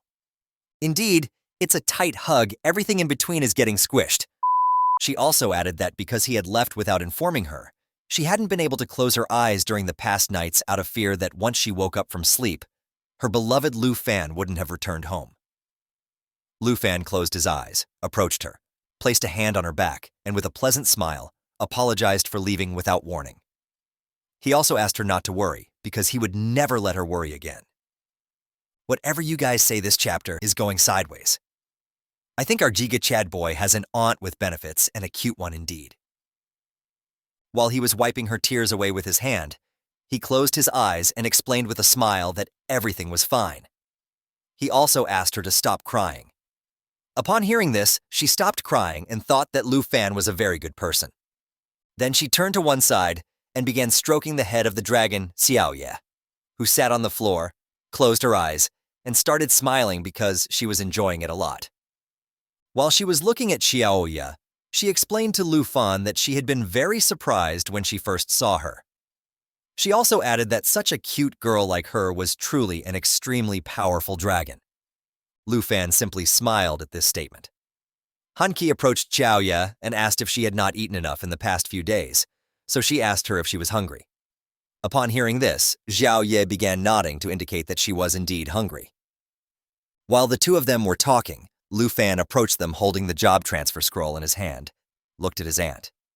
He started explaining that this was the reward from the dungeon that he had specifically chosen for her. He brought the scroll closer to her and explained that if she changed from one job to a hidden job, then she would no longer have to keep watching this bakery. Han Ki stood up and explained that she couldn't use the job transfer scroll because it was too expensive. She advised him to simply sell it, since as he had left the weapons and equipment with the little Quinn of the Chin family. She recommended him to buy equipment so that his results would be the best during the big exam. Just before she could finish speaking, Lu Fan took out his mobile phone and showed her the balance he had in his bank account. He had a pleasant smile on his face as he explained to her that he no longer lacked money or equipment. Seeing that Lu Fan had so much money in his bank account, she was amazed.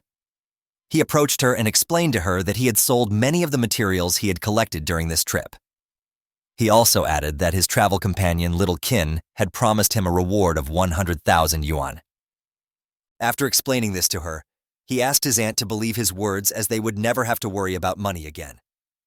Upon hearing this, Han Ki approached him, clenched her fist, and while looking into his eyes, couldn't help but shed a tear of joy.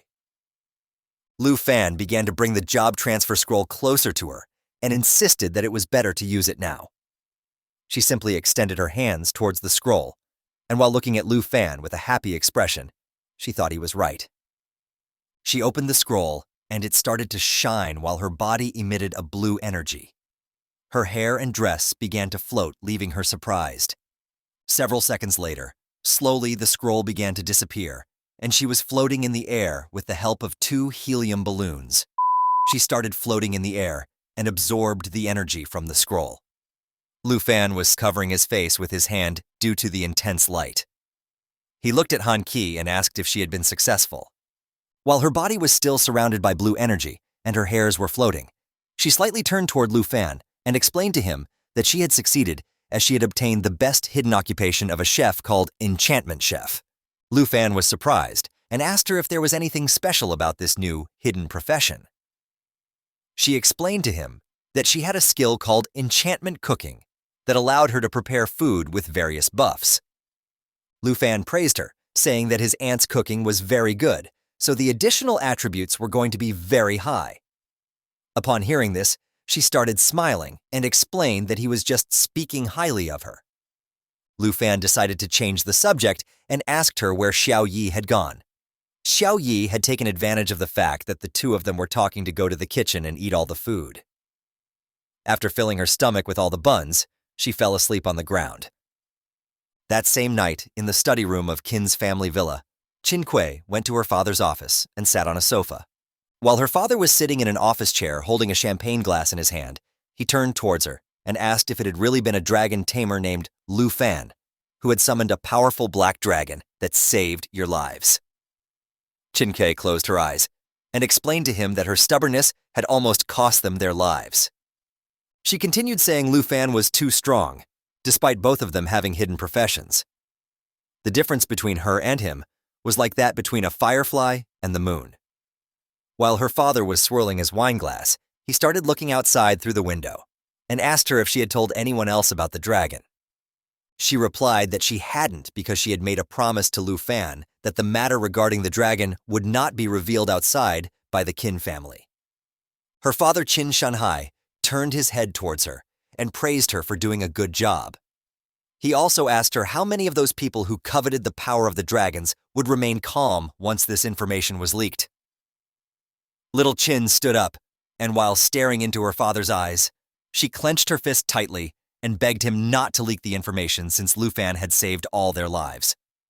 She asked him if he had anything against Lu Fan's dragon. To her response, Qin Shanhai started laughing out loud. He asked his daughter if she believed that her father was that kind of person. He also asked her how she was going to pay Lu Fan for saving their lives. Upon hearing this, little Qin felt quite relieved. She closed her eyes and explained to her father that when she had invited Lu Fan to join the team, she had promised him a reward of 100,000 yuan. Qin Shanhai sighed and advised her to take a purple tongue card and personally visit Lu Fan's the next day to thank him. She simply closed her eyes and nodded. Then she asked her father why he didn't come with her if he was so curious about Lu Fan. Qin Shanhai sighed and winked at her, while explaining that he also wanted to meet the Dragon Master but couldn't go because he had important matters to attend. Early morning the next day, the princess of Taiki Kingdom came from the Dragon Kingdom to study in Shanghai. The princess was a short girl who carried a magic staff and was being accompanied by her assistant. A tall man with black hair wearing black armor, a magic wand, and carrying a suitcase. They often had business dealings, so they still had to greet them. But coming here when the big exam was about to take place wasn't for studying abroad. The princess and her assistant arrived at Hanki's bakery. While she was preparing the pastries, damn! This woman always has some lusty poses to show us. Well, I am not complaining. She noticed that she had customers. She turned her head towards them and asked them to wait for a moment. Then she slightly opened the door and with a smile explained to the visitors that there were no steamed buns today. The princess asked her subordinate if this was the place they were looking for. She questioned if he had brought her to a garbage dump. Upon hearing this, the man explained that he would never dare to do such a thing. He also added that according to their investigation, this was indeed the place they were looking for.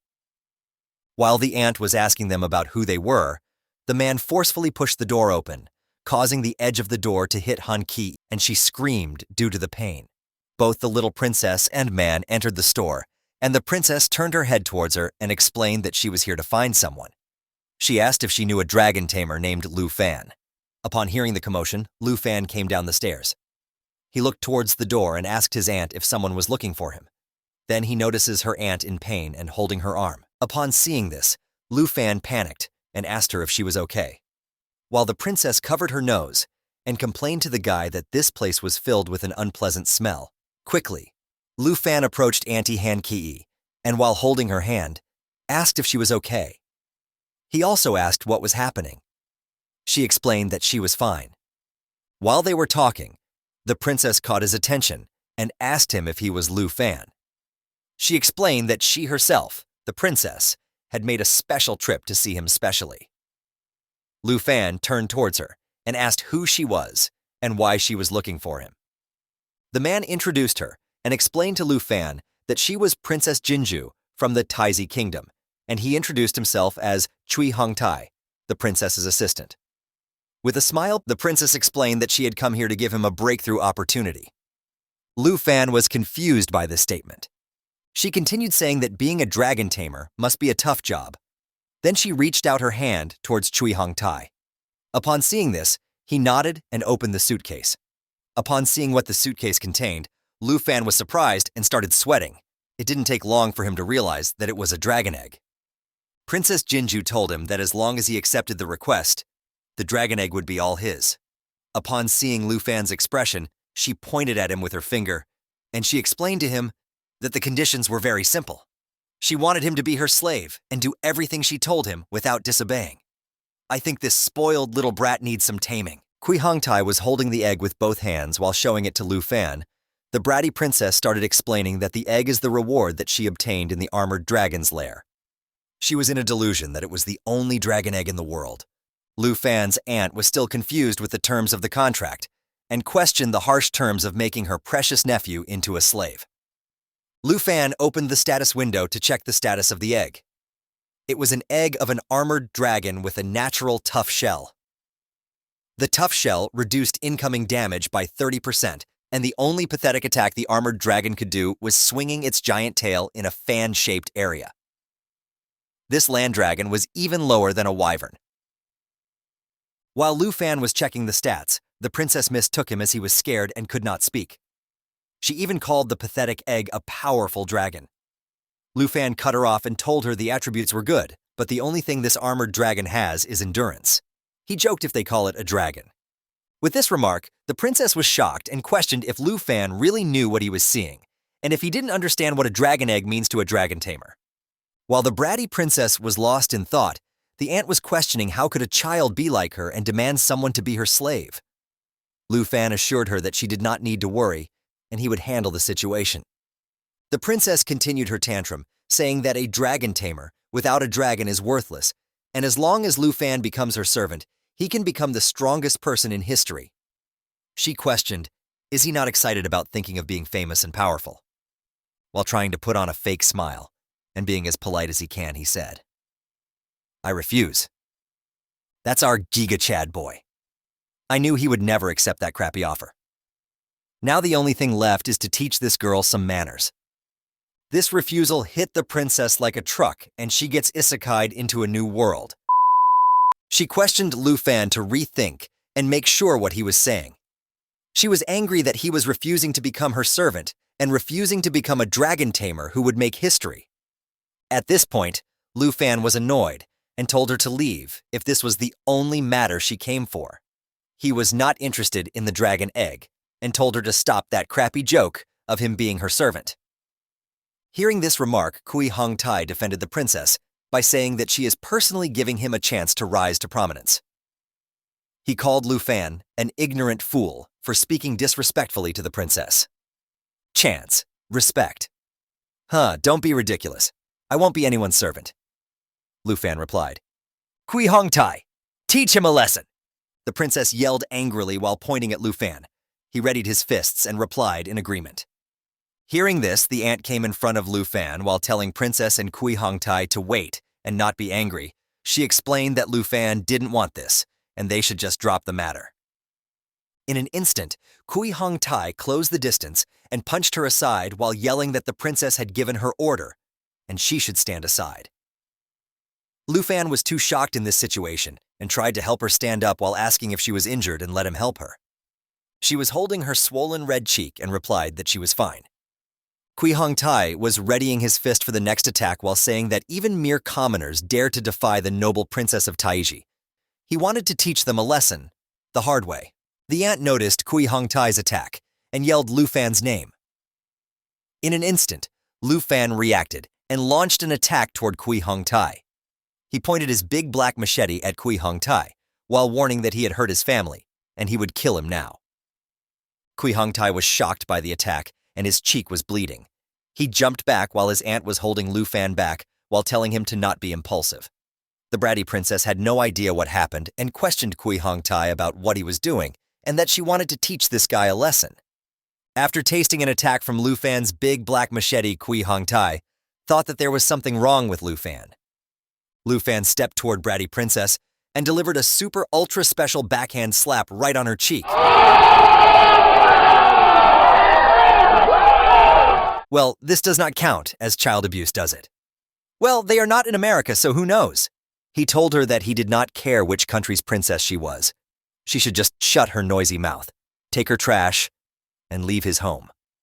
Watching the bratty princess getting slapped, Kui Hong Tai attacked Lu Fan while yelling, "How can he lay a hand on the princess?" Lu Fan easily deflected his attack with the big black machete, and his spear wand got knocked out of his hand.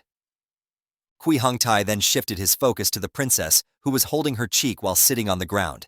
He asked her if she was okay. The princess then instantly passed on the super ultra special slap to Kui Hong Tai and called him trash while questioning him that does she look okay to him? She commanded him to kill Lu Fan, even if they can't find any other dragon tamer. She wanted him dead. He replied saying yes. The scene then shifted to Lu Fan's bedroom where his phone was ringing, and our waifu dragon Xiao Yi was annoyed by it. The person calling him at this time was Little Chin. She thought it was strange that he did not answer the phone, and it surely was the number that Lu Fan had given her when they went back to the city. She thought she might have remembered it wrong. She was walking in the street while wondering about Lu Fan's house location. There was a blast from the nearby wall, and she was startled. Kui Hong Tai was the reason for that blast. Lu Fan had knocked him out on the road through the wall. He was looking pretty beat up, and people around the street noticed that there was a fight. They yelled that a foreigner is causing trouble. The brat princess yelled at people to go away and stop looking at them, while Lu Fan was slowly walking like a champ holding his big black machete in his left hand. Ciu Hong Tai kneeled and said that he could not fight Lu Fan as his attributes are not low and he is way stronger. Then let this princess help you out. After saying this, the princess then started chanting a spell, and dark ominous energy started growing around her. Lu Fan noticed that this spell was the extremely opposite of Qin Kuei's spell. He thought that the princess was also a hidden class. Lu Fan, what's wrong? Little Qin rushed toward Lu Fan, and he was surprised to see her there. He questioned why she was here. In the meantime, the princess finished her chanting and all the ominous dark energy started pouring into Kui Hong Tai. He screamed due to surge in the energy, and both Lu Fan and Little Qin covered their eyes to the flash of high energy emitting from Kui Hong Tai.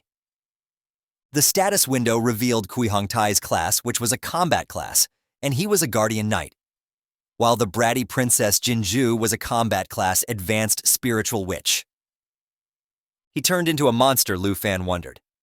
Lu Fan, I am here to help you. Little Qin took a defensive stance in front of Lu Fan. Kui Hongtai jumped into the air to attack them, and Lu Fan pushed Little Qin aside, saying that she needed to take care of his aunt who was in the shop. Kui Hongtai landed a heavy attack, but Lu Fan was able to dodge the attack on time, and the portion of the road where Lu Fan was standing moments ago was completely destroyed by Kui Hongtai's attack. While sliding back, Lu Fan thought that Kui Hongtai's attack power has become too high now, and he has turned into a monster. He will have to use Dragon Inspiration and Claw together to do some damage. The princess was standing with Kui Hongtai, yelling to kill Lu Fan to relieve her anger. Hearing this, Kui Hongtai pulled his staff, which was stuck in the road, and prepared to attack. But before he can attack our Waifu dragon Xiao, Yi jumped from the window and transformed into her original dragon form. This shocked both the princess and Kui Hongtai to the core, and the only thing they could mutter was, "It's a real dragon?" The chapter starts with the bratty princess holding her staff and calling Kui Hongtai useless, and to hold on a little longer as a skill charging notification shows that she is casting a spell. In the next instant, the dragon roared with such intensity that she was blown away and her spell got cancelled. The dragon Xiao Yi activated her own skill called the Dragon Bloodline, which reduced all damage received by 50%, provided immunity to all debuffs, and also increased self-healing ability by 500%. The dragon then slammed Kui Hongtai to the ground, and he was powerless and screaming like a little baby to let him go. Being a good dragon Xiao Ye she complied and threw him toward the princess, and he crashed on the road, making a big crater where he landed due to the impact. He apologized to the princess for his weakness. I think he should be apologizing to the aunt and Lu Fan. Seeing the pathetic state of Kui Hongtai, the princess wondered if this is the power of a real dragon. She came to the realization that there are other real dragons existing in the world, apart from the Jin family's pathetic defensive lizards. To get her out of her shock, Lu Fan called her, and she was instantly snapped out of her thoughts. Then Lu Fan started walking toward her like a villain, holding his big black machete in his right hand, asking her if she wasn't going to kill him to vent her anger. Hearing this, she took a step backward and in the process fell down in fear.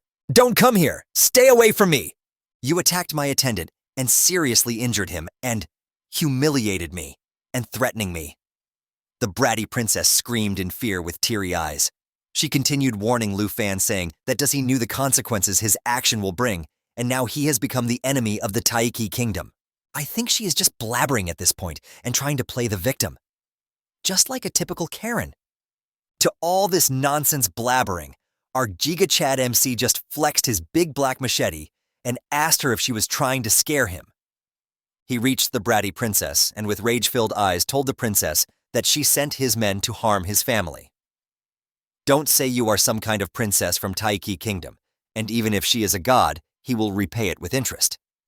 The little bratty princess was shitting her diapers at this point, and what he is going to do with her. While the dragon was charging a big fireball attack, Lu Fan raised the machete to attack the princess, and the instant he was about to attack somebody from the distance called his name. It was Little Qin's father, Qin Shanhai, flying toward him on a griffin. "Dad, it's dangerous!" Little Qin screamed to warn him of the situation. Xiao Ye took notice of Qin Shanhai and aimed the fire attack in his direction. But before she could attack, Lu Fan stopped her from attacking while cutting the staff of little bratty princess with his big black machete. The dragon canceled the attack, and Qin Shanhai landed on the ground. He urged Lu Fan to call the dragon back as the air is filled with residents, and they can get injured, while he was wondering that true dragons are indeed different from subtypes. The dragon was emitting immense pressure, and it was hard to stand even near her. The poor griffin was also scared due to the overwhelming pressure of Xiao Yi. Little Qin also urged Lu Fan to listen to her and believe that they are on his side. Being a Chad who listens to his girls, Lu Fan called back Xiao Ye, and she instantly transforms into her waifu form. Little Qin then grabbed Lu Fan from the arm and asked him to follow her, while her fur kin Shanhai was asking the little brat if she was right, and he went to the airport to pick them up and didn't expect her to be there. He told her that the Kin family driver would be here soon to take them to the hospital. The scene then shifts to inside the bun shop, where the aunt is explaining that little Quin's father knows the bratty princess, and he might be able to resolve the conflict. And that is the reason little Kin made the call to her father and told him about the current situation.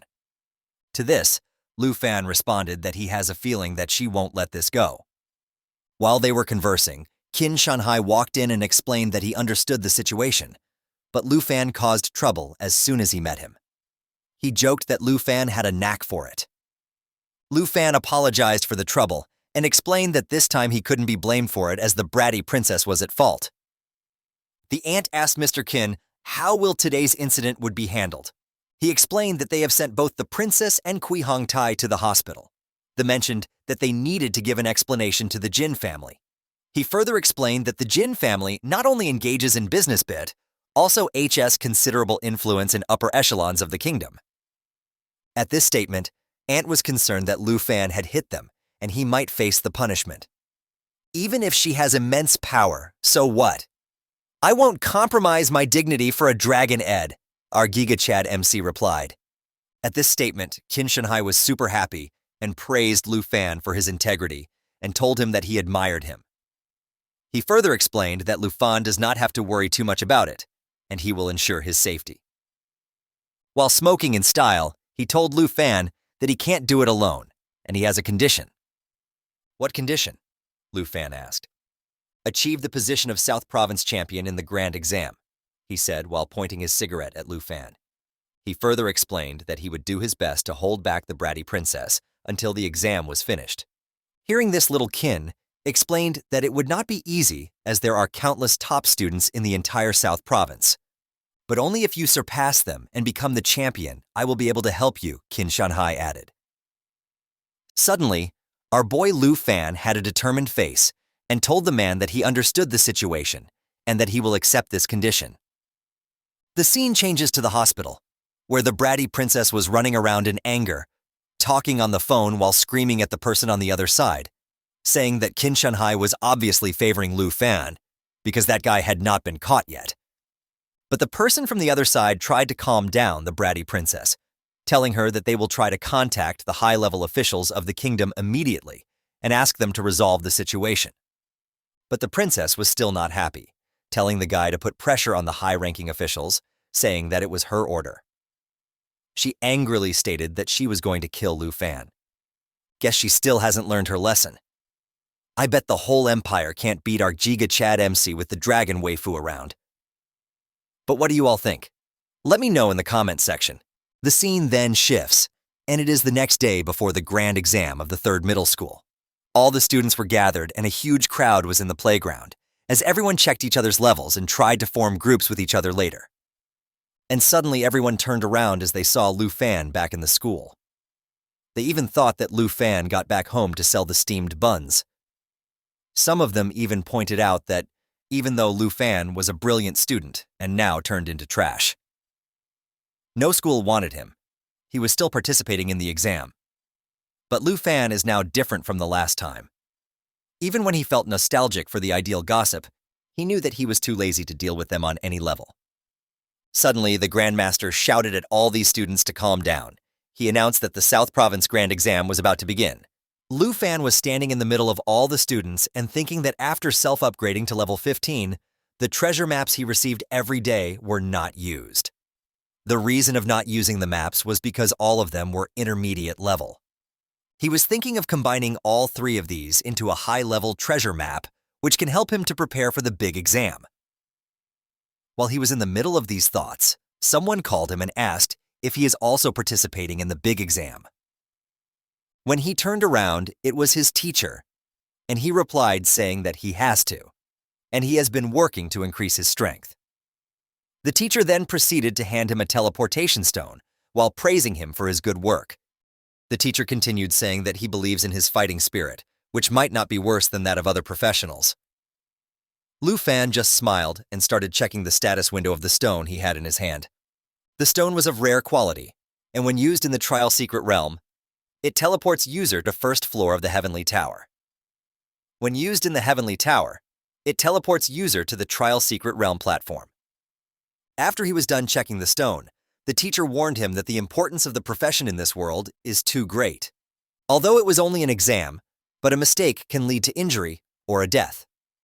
He advised Lu Fan to try and find a teammate for the trial. If things does not work out, he should use the teleportation stone to get out and not make things even more difficult for himself. Lu Fan smiled and said, "Okay, teacher." After the teacher left, some students started gossiping about Lu Fan. Why do all these background characters doubts our MC? I bet they haven't seen his big black machete just yet. Lu Fan ignored them and started thinking that in the team the scores are divided among the teammates. What he want is not just to pass the trial, but to be at the first place as he promised to Qin Shanhai. In the next moment, someone called Lu Fan. When he looked around, it was little Qin.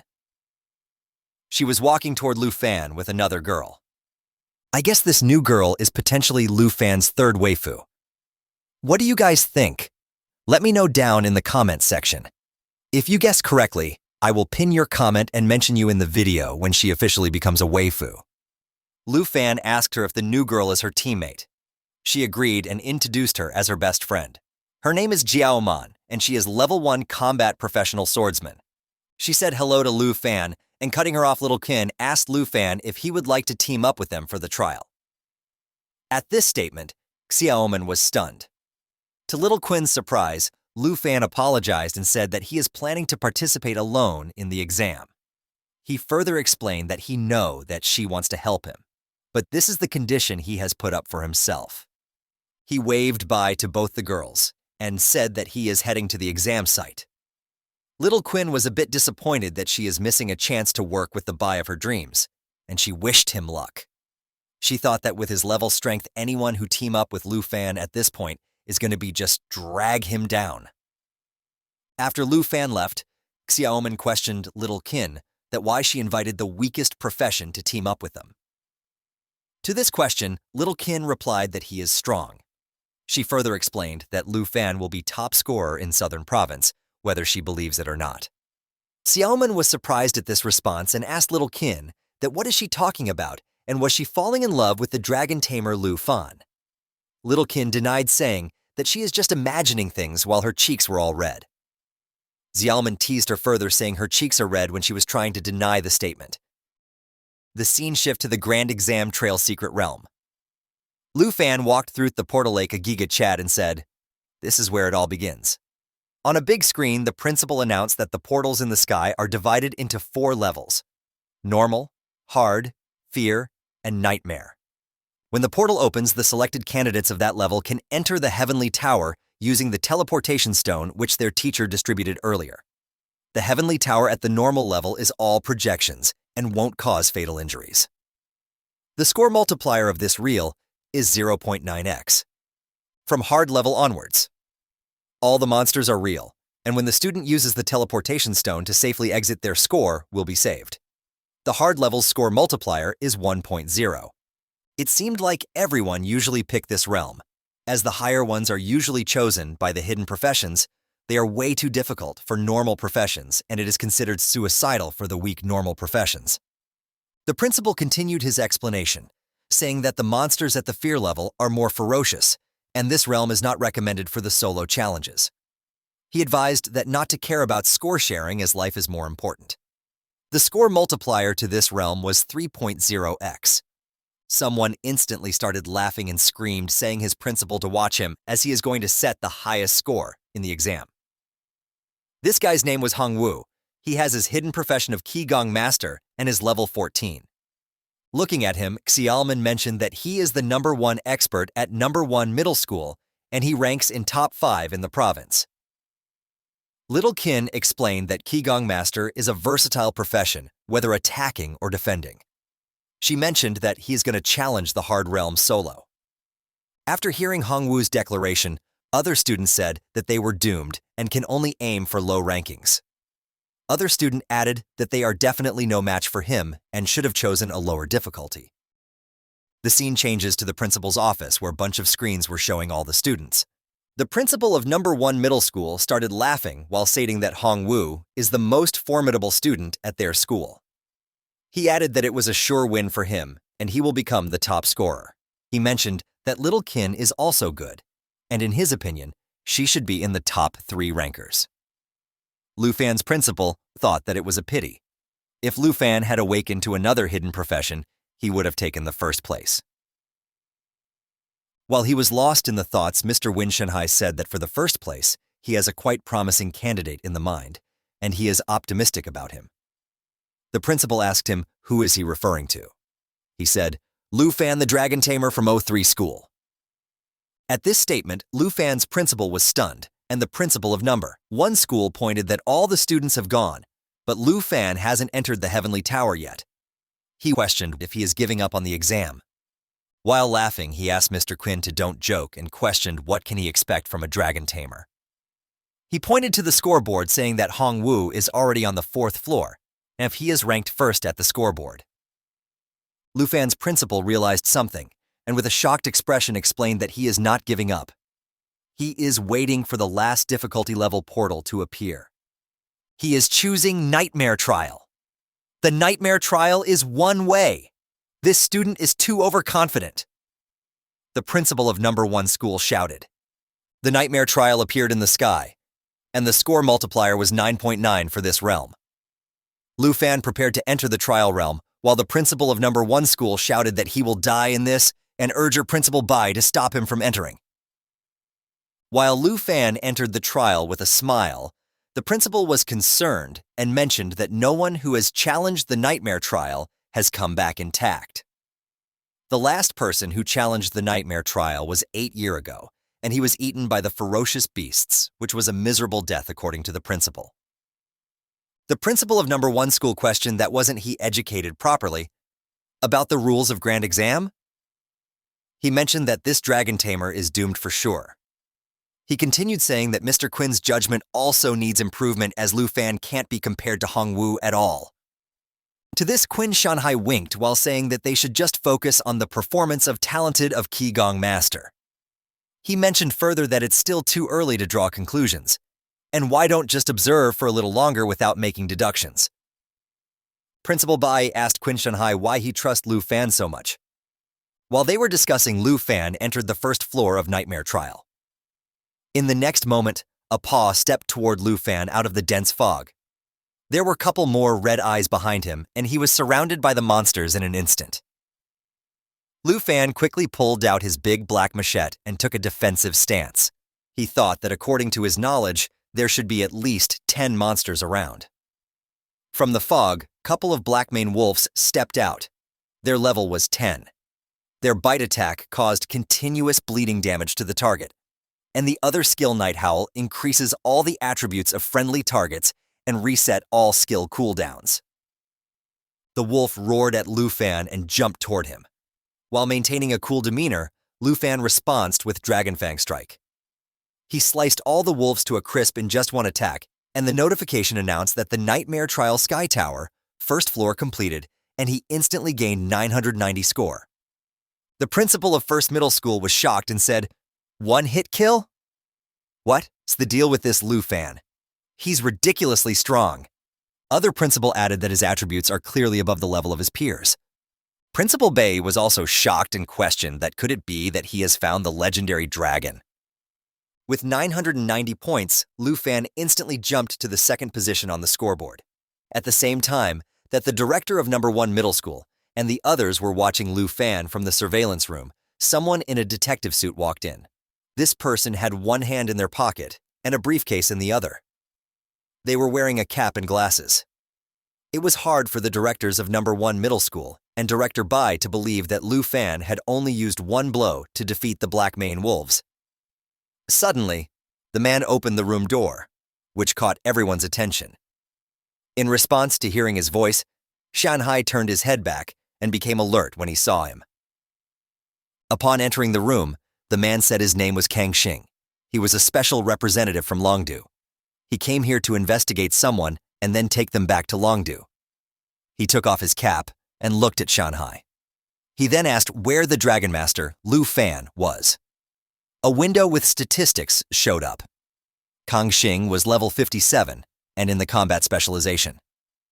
At the same time, Lu Fan started using the big black machete to cut through the vines in the nightmare trial.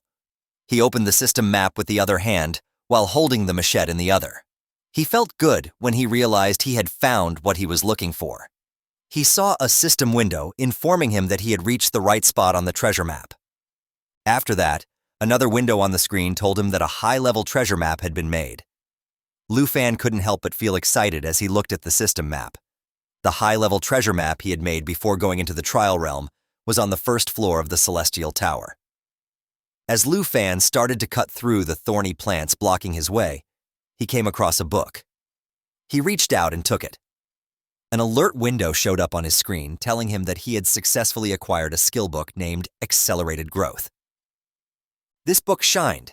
It had several gems set into the cover.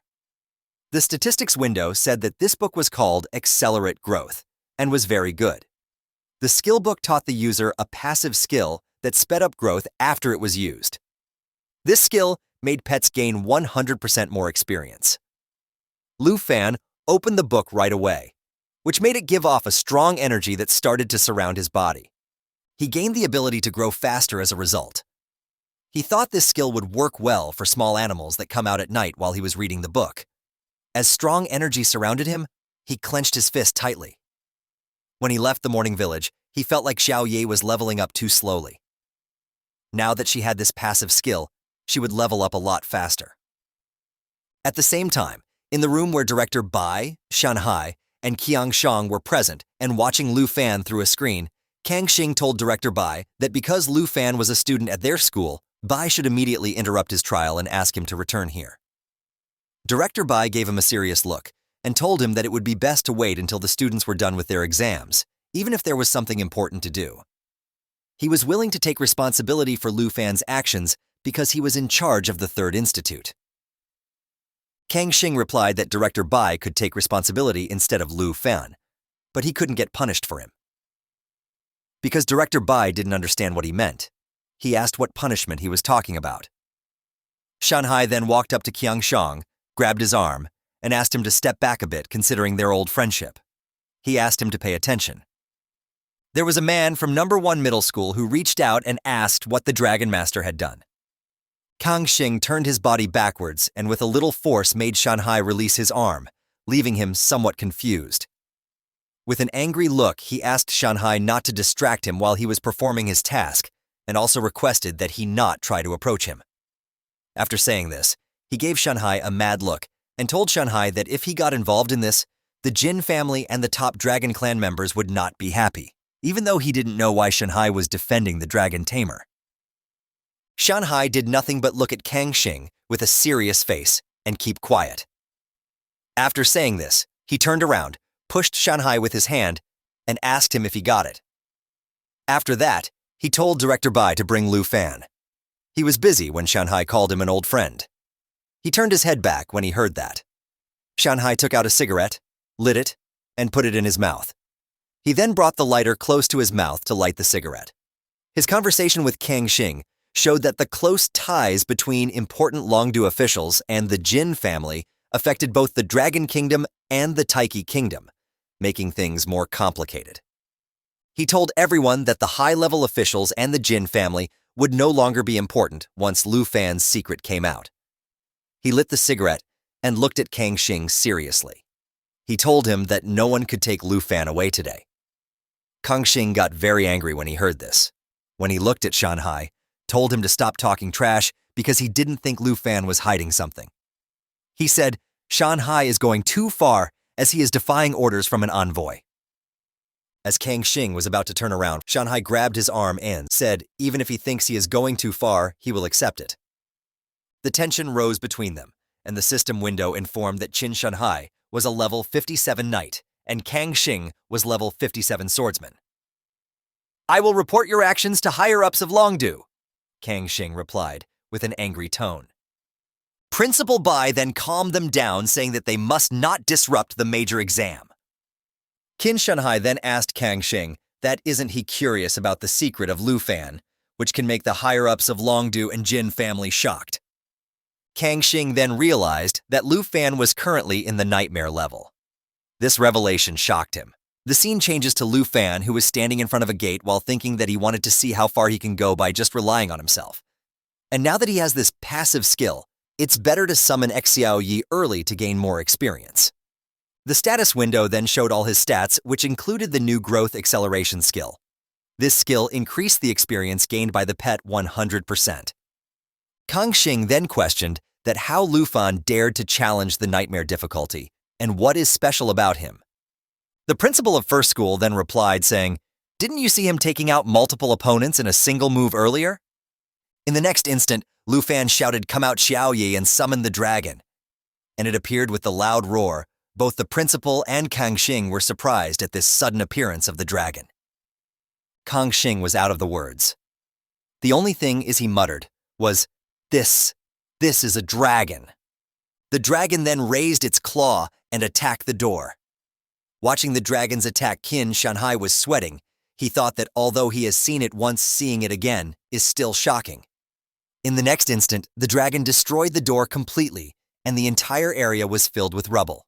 Qin Shanhai turned around and asked everyone that they have now seen Lu Fan's secret, and all the people in the room were sweating with the appearance of the dragon. Qin Shanhai then pointed toward the screen and announced that Lu Fan is the only dragon tamer in the history who has a real dragon. Principal Jin was also sweating. The only word he could speak was Lufin. Really came the giant dragon? They continued watching the screen where it was showing the nightmare trial second floor, and the dragon was using its flame breath to burn everything in the sight. There were huge flames everywhere, and Lu Fan was also cutting the giant plant monsters without any effort. In an instant, the notification announced that the second floor is now cleared. Looking at the massacre Lu Fan did at the second floor, the principal of the first middle school thought that this is the power of the real dragon race. A class without the third transformation will not be able to compete with him. The other guy behind him agreed with him, saying it's too terrifying. After leveling up, it will be enough to destroy the entire country on its own.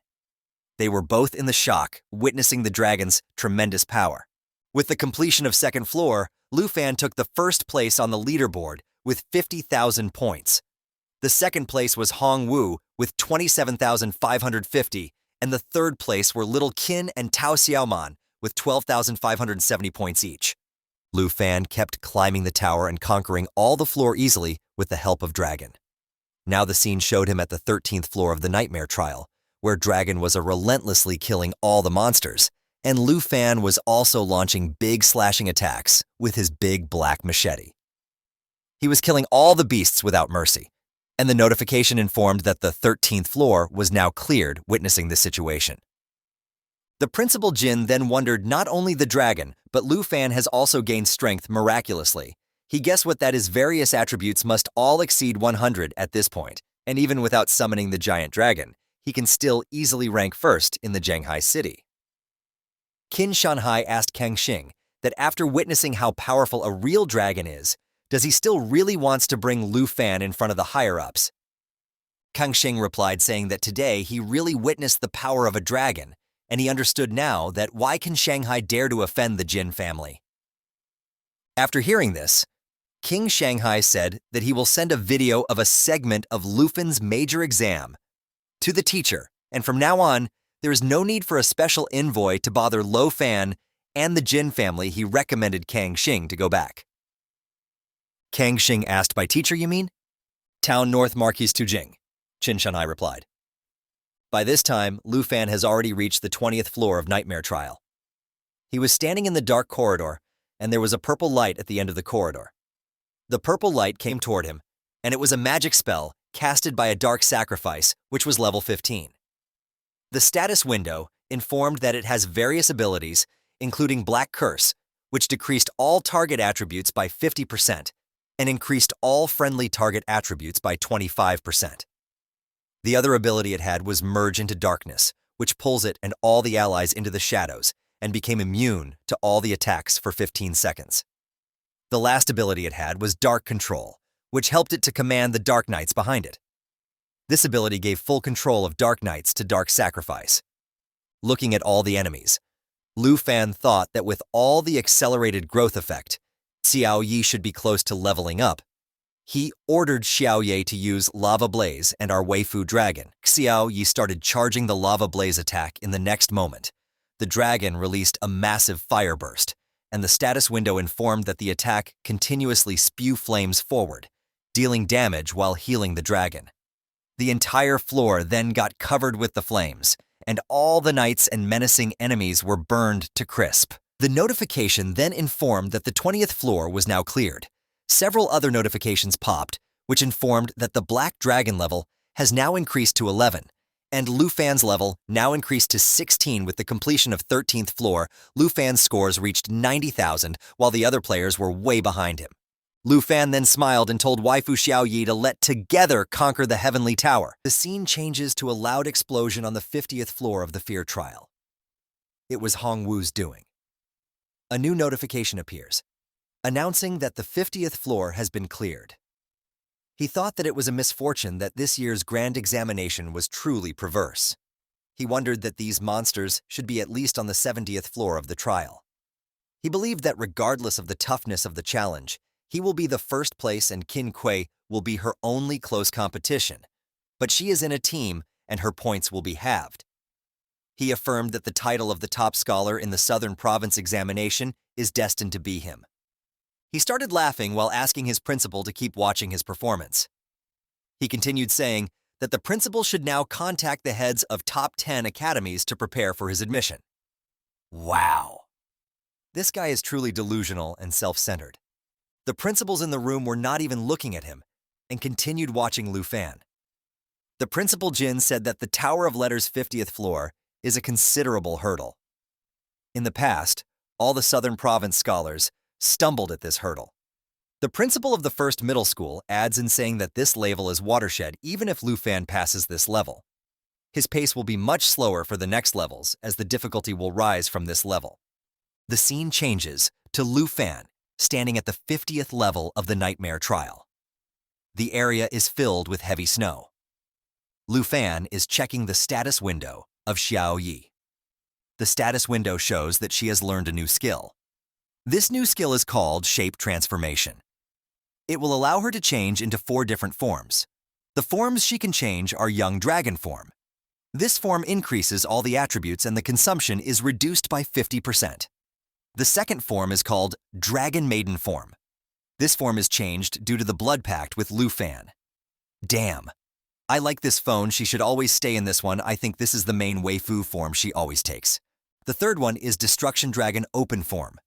This phone decreases this strength by 50%, but increases the spirit by 100%. In this form, she will also acquire new skills named Daylight Incineration and Lava Eruption. The last available form is World-Ending Water form. In this form, the spirit is reduced by 50%, but the strength is increased by 100%. The skills acquired in this form are Earthbend and Fearful Roar. While he was busy checking the status window, the stones around him started moving and formed a shape of big creature with a red glaring eye at him. There were total of 3 monsters. The status window informs that this entity is Amethyst Mountain Giant. Its level is 20, and it has many scales including Mountain Arm Landslide and Amethyst Rock. The Mountain Rock skill deals a massive amount of damage in front by swinging the rock arm. The Amethyst Rock skill reduced the magic damage received by 50%, and it makes the monster immune to armor-piercing effects. Looking at the situation, Principal Jin questioned that how is he going to fight 3 nightmare bosses at the same time? The principal of First Middle School also added saying that he knew that the 50th floor would slow Lu Fan's speed of climbing the tower. He thought that Lu Fan's score is already high enough that he is first in Jianghai City. According to him, it is very likely that this score will make him the top scholar of the Southern Province.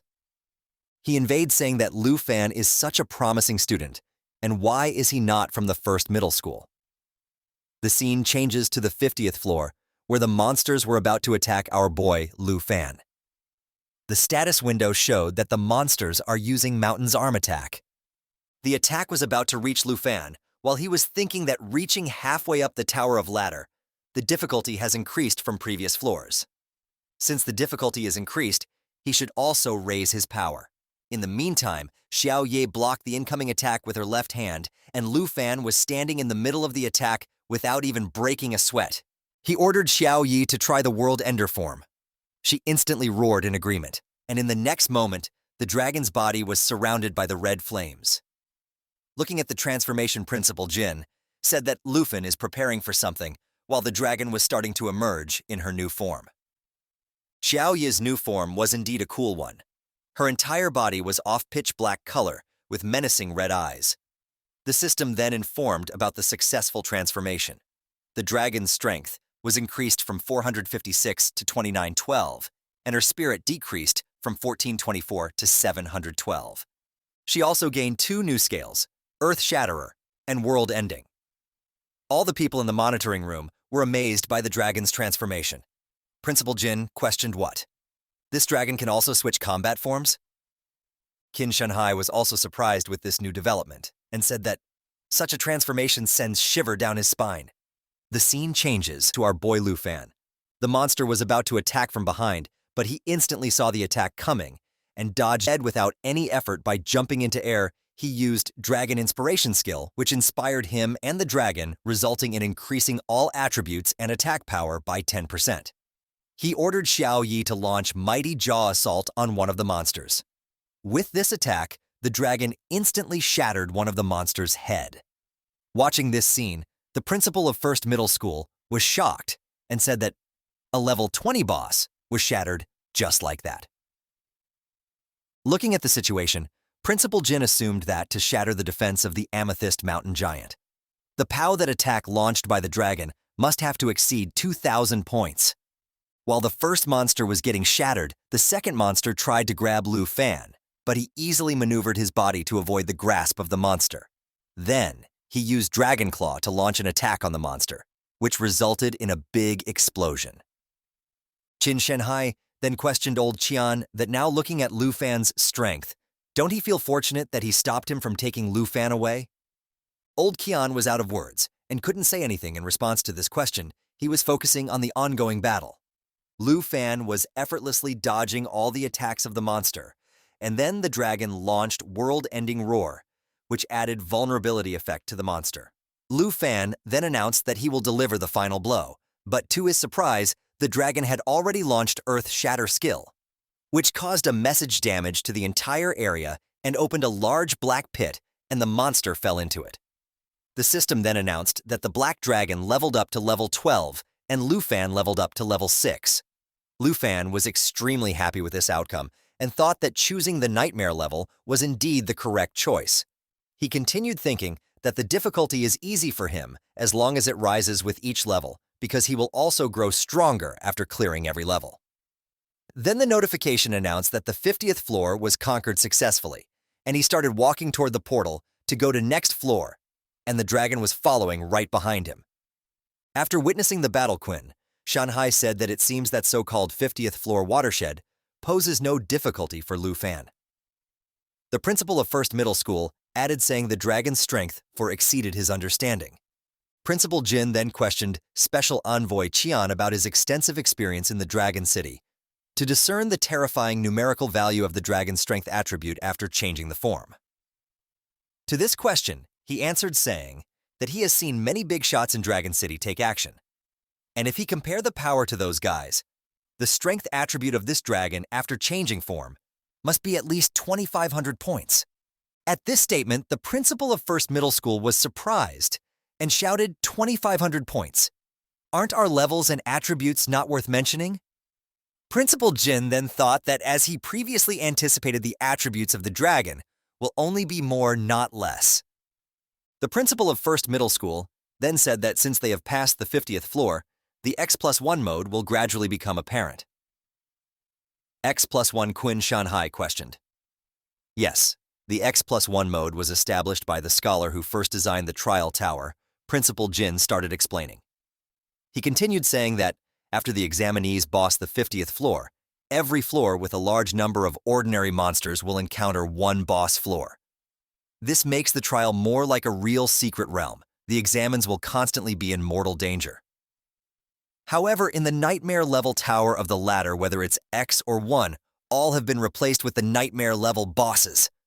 He continued his explanation saying in the nightmare mode X+1, where the boss is not singular but multiple at a time.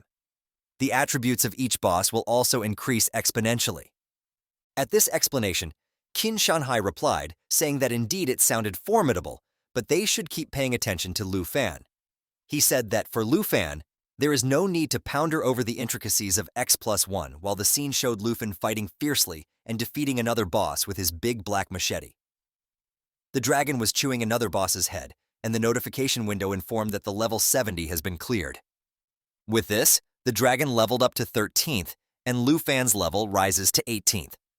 Qin Shanhai continued saying that it was evident that the ladder tower from the 50th floor onward has been designed with increasing difficulty.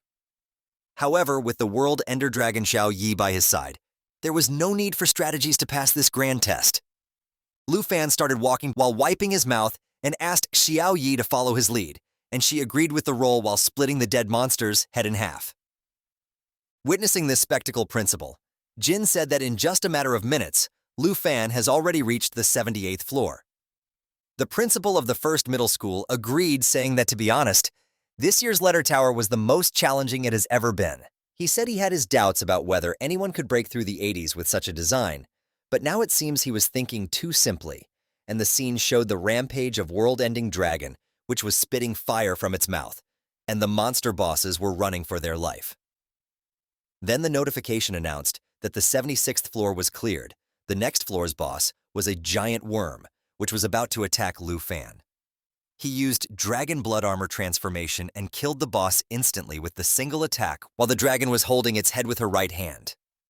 After killing this boss monster, the dragon rises to level 14, and Lu Fan's level raised to 19. The system notification informed that 83 Tha floor was cleared successfully. Principal Jin then said that in the past, many geniuses pushed themselves to their limit for the reward of clearing the tower, but in the end, they only get exhausted and perished in the grand trial. In response to Principal Jin's statement, Qin Shanhai said that when the candidates reaches the 70s on 80's floor, just steps away from the ultimate reward of the grand test, they would obviously will not be willing to exit. Principal Jin then pointed toward the scoreboard and declared that Lu Fan is different.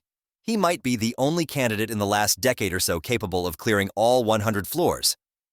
The principal of First Middle School cut off Principal Jin, saying that although the bosses of each level are not as powerful as in the original secret rooms, they should not forget the difficulty of the 99th floor is high. Then the other principal in the room pointed at the screens and announced that Lu Fan has reached the 99th floor. The scene that changes to the 99th floor of the Nightmare Trial. Lu Fan was walking in a broken building. He reached a point where the stairs were leading to a big throne, and it was surrounded by shadows holding weapons. A closer look revealed that there were 4 knights standing beside a broken throne.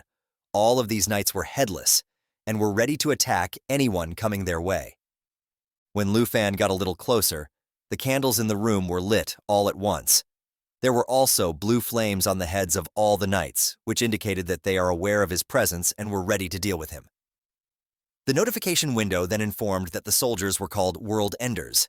The headless knight, they were all level 55. They had multiple scales including World Ender Penetration, in which the knight hit the target with a penetration effect and deals an additional 400% damage.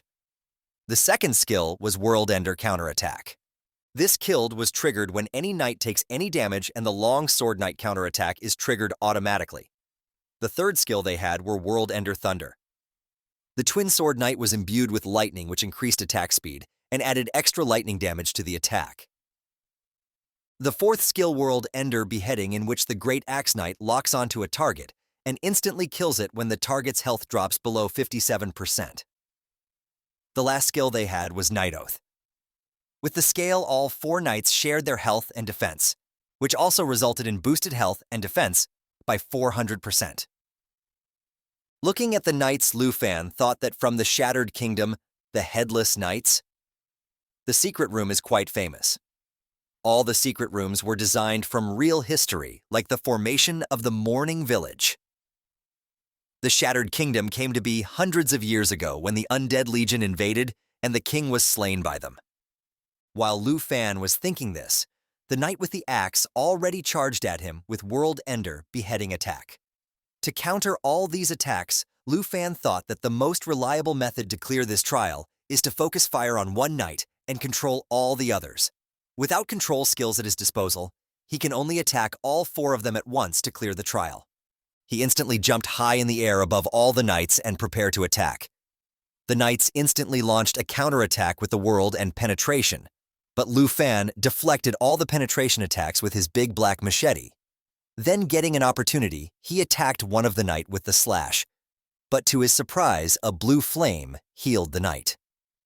This attack triggered the world and the counterattack condition, and the knight with this word launched a heavy attack toward Lu Fan. But he successfully blocked the attack with his big black machete and yelled, "Now is the time." Hearing this, Xiao Ye sprang into action and launched a big fire attack which tore through the castle. The entire castle was in flames. Lu Fan and Xiao Ye was standing at the edge of the broken floor, which broke due to the attack of the dragon. Lu Fan praised Xiao Yi for the good attack. The knight with dual swords yelled, "For my king," and rushed toward Lu Fan while launching World Ender Thunderbolt attack. He demanded that Lu Fan should pay with his life, but Lu Fan was not a weakling. Our Giga Chad boy blocked this incoming attack with his big black machete. The spark from weapons colliding were covering the entire field. Taking advantage of this stalemate, all the other knight rushed to attack Lu Fan. He jumped away in time to avoid all the attacks. Lu Fan that he can't continue to linger and this floor, and he must quickly head to the 100th floor. He commanded Xiao Ye to get ready for the big attack, and the dragon started charging the skill. At Lu Fan's command, she launched lava blaze toward all the knights. The tale continues as Xiao Yi continuously showers the enemies with lava flames. The dragon continuously flew flames forward, dealing damage and healing itself. Soon, they incinerate all the demon soldiers to ashes. With their short time, all the demons and bosses of level 99 are defeated. The system then informs that level 99 has been completely cleared and Black Dragon has been updated to level 15. The system reveals that the Black Dragon has acquired a new skill. Lu Fan looks at the system and finds it impressive that Xiao Yi has gained a new skill once again, and he himself has been upgraded to level 20. Excited, he reflects that now only the final level trial remains. Meanwhile, everyone in the surveillance room gazes at the screen in stunned silence. The half-bald middle school principal is taken aback to see that the door to the final level of the nightmare-level Great Trial has been unlocked. Mr. Qin remarks that it seems they are about to witness history in the making. Even the principal Bai, who looks like cheap copy of Dumbledore, is surprised, noting that the trial has reached the 100th level. He questions how this could have happened so effortlessly and expresses concern, stating that he's afraid as they never intended candidates to pass this level. Lu Fan holds his sword in each hand and at this moment thrusts one into the wall before pulling it out. His dragon, Xiao Yi, stands behind him. A strong aura swirls around him, and as Lu Fan moves his sword forward again, it begins to melt in the air. He surveys the scene and realizes that he has reached the 100th floor of the Nightmare Trial, the complete Broken Kingdom's secret realm. In front of him, the Emperor is sitting on his throne, and there are about 500 demon soldiers, and below them lie many dead bodies, creating a frightening scene. The entire area is filled with skeletal remains. Lu Fan learns through the system that this Emperor is known as the Consolidator of the World and is at level 60. Just then, a system notification appears, revealing a new skill called Cataclysm. This 3-stage damage skill allows the Destruction Dragon to detonate the area it flies over, causing immense damage and applying a burning effect. And as the burning effect ends, the dragon dives toward the target area, causing massive damage and detonating the burning area once more. Lu Fan reflects that Xiao Yi has been maintaining the form of the Destruction Dragon, and it is time to witness the Destruction Dragon and this skill. After this, Lu Fan tells Xiao Yi that they have reached the final level, and it is time to make the final push to earn the reward for completing this disaster training. In response, Xiao Yi roars. He then instructs Xiao Yi to switch to the Destruction Dragon form, and Xiao Yi transforms into a fearsome dragon. A powerful aura surrounds her, with flames visible all around and fire erupts from her neck as she grows in size. The system window reveals details about the legendary Black Dragon, indicating its strength is 1484, power is 7202, agility is 2055, and endurance is 2903. Additionally, she has unlocked new skills called All Things Incinerate and Lava Burst. Everyone in the surveillance room is astonished by this transformation. Principal Bai questions if the dragon has adopted a third form. Mr. Qin is briefly stunned by the dragon's fierce flame form and remarks that Lu Fan still has a trick up his sleeve. Simultaneously, a demon commander approaches and orders the skeleton forces to protect the king and launch an all-out attack. The army is mobilized, with the current legion numbering over 500. Lu Fan instructs Xiao Yi to prepare for the challenge ahead.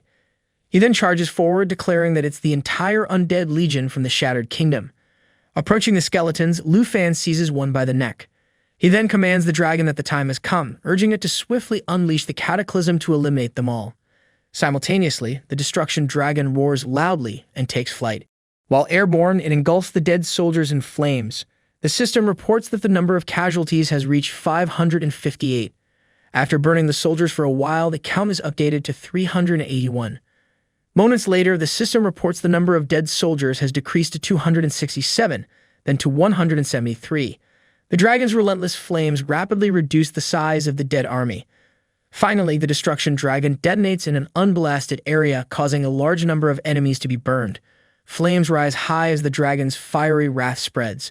Everyone in the surveillance room stands in awe.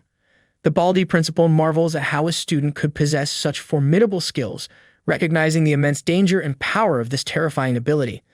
Mr. Qin remarks that the dead army has been almost completely wiped out. Just then, the system reports that the number of undead troops has dropped to 98. Seconds later, the system revises the count to 42. Meanwhile, the demon commander strides ahead, commanding Lu Fan to kneel before their king. Ripping his dragon sword, Lu Fan calls out the dragon Xiao Yi. Lu Fan's onslaught persists, his strikes finding their mark and dealing significant damage. The number of dead soldiers dwindles to 37, and the dragon returns once more, engulfing the entire area in flames and leaving behind widespread destruction. Observing this spectacle in the surveillance room, Principal Bai ponders if the four horsemen have already been vanquished. He contemplates that the toughest test level so far pales in comparison to Lu Fan's strength. Staring at the point screen above them in astonishment, the other Baldi principal notes that Lu Fan has amassed a staggering 989,120 points, edging closer to 1,000,000 points, a feat that no one has achieved in 30 years. He questions if Lu Fan is just one step away, and if he could truly attain the exam award. Glancing at the system screen, the Dumbledore's dummy remarks that this year's exam is the most challenging yet, suggesting that the reward should be substantial, proposing at least 3 rare pieces of equipment. Meanwhile, Lu Fan strides forward, declaring that all the trash has been cleared up and taunts that they should just now reveal the final boss. The only one remaining is the final boss known as the Emperor of Destruction. Moments later, once the smoke curtain clears, it emerges surrounded by suffocating and malevolent energy. Paying no heed, it stomps on the ground, unsheathes its sword, and fixes Lu Fan with a piercing gaze, accusing him of ignorance. Just then, a system window appears to inform Lu Fan that there is only one undead soldier remaining. The boss gains momentum, leaping forward to attack. In response, Lu Fan activates the ability called Dragon Armor. This allows him to transform his arm into a dragon claw, its power dependent on the black dragon. As the ability activates, his hands morph into dragon claws, and his body is surrounded by an intense aura. Extending his hands toward the boss with a smile, he orders Xiao Yi to prepare for the attack. In response, Xiao Yi extends her claws to the sides, fixing the boss with an aggressive gaze. The boss attacks Lu Fan with all its strength, intending to end his life, but with little effort, he blocks the attack using the dragon claws. While the boss is distracted attacking, Lu Fan commands Xiao Yi to attack. Upon hearing the command, Xiao Yi utilizes the ability called All Things Incinerate. This allows the destruction dragon to flap its wings, releasing 4 fire tornadoes that cause great damage to the affected targets. She spreads her wings to the sides and begins to flap them, creating intense and powerful flames that send the boss flying backward. Somewhat surprised, the boss couldn't help but wonder about this ability. Its body shoots backward, but quickly it plunges its sword into the ground to stop its motion. Once it halts its body abruptly, it looks at its hand and notices that its power is slowly leaving its body. Shocked, the boss wonders why its power is diminishing. The power leaving his body heads towards the ring that Lu Fan wears on his finger. Lu Fan smirks, pointing at the ring, and asks the boss if it has noticed that it is gradually weakening. At that moment, a system window appears, notifying Lu Fan that the Lament Aura is now in effect. He wears the rare quality Lament Ring, which requires a user to be at least level 15. This ring bestows 57 spirit points, 21 stamina points, and 12 strength points.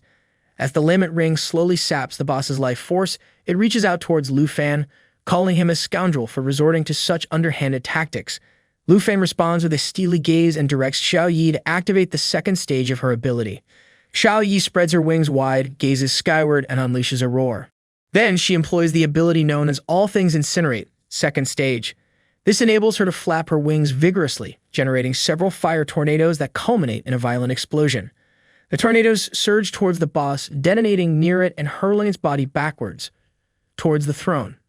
Swiftly, the boss plants both feet firmly on the ground, halting his momentum and prepares to retaliate with a deadly strike.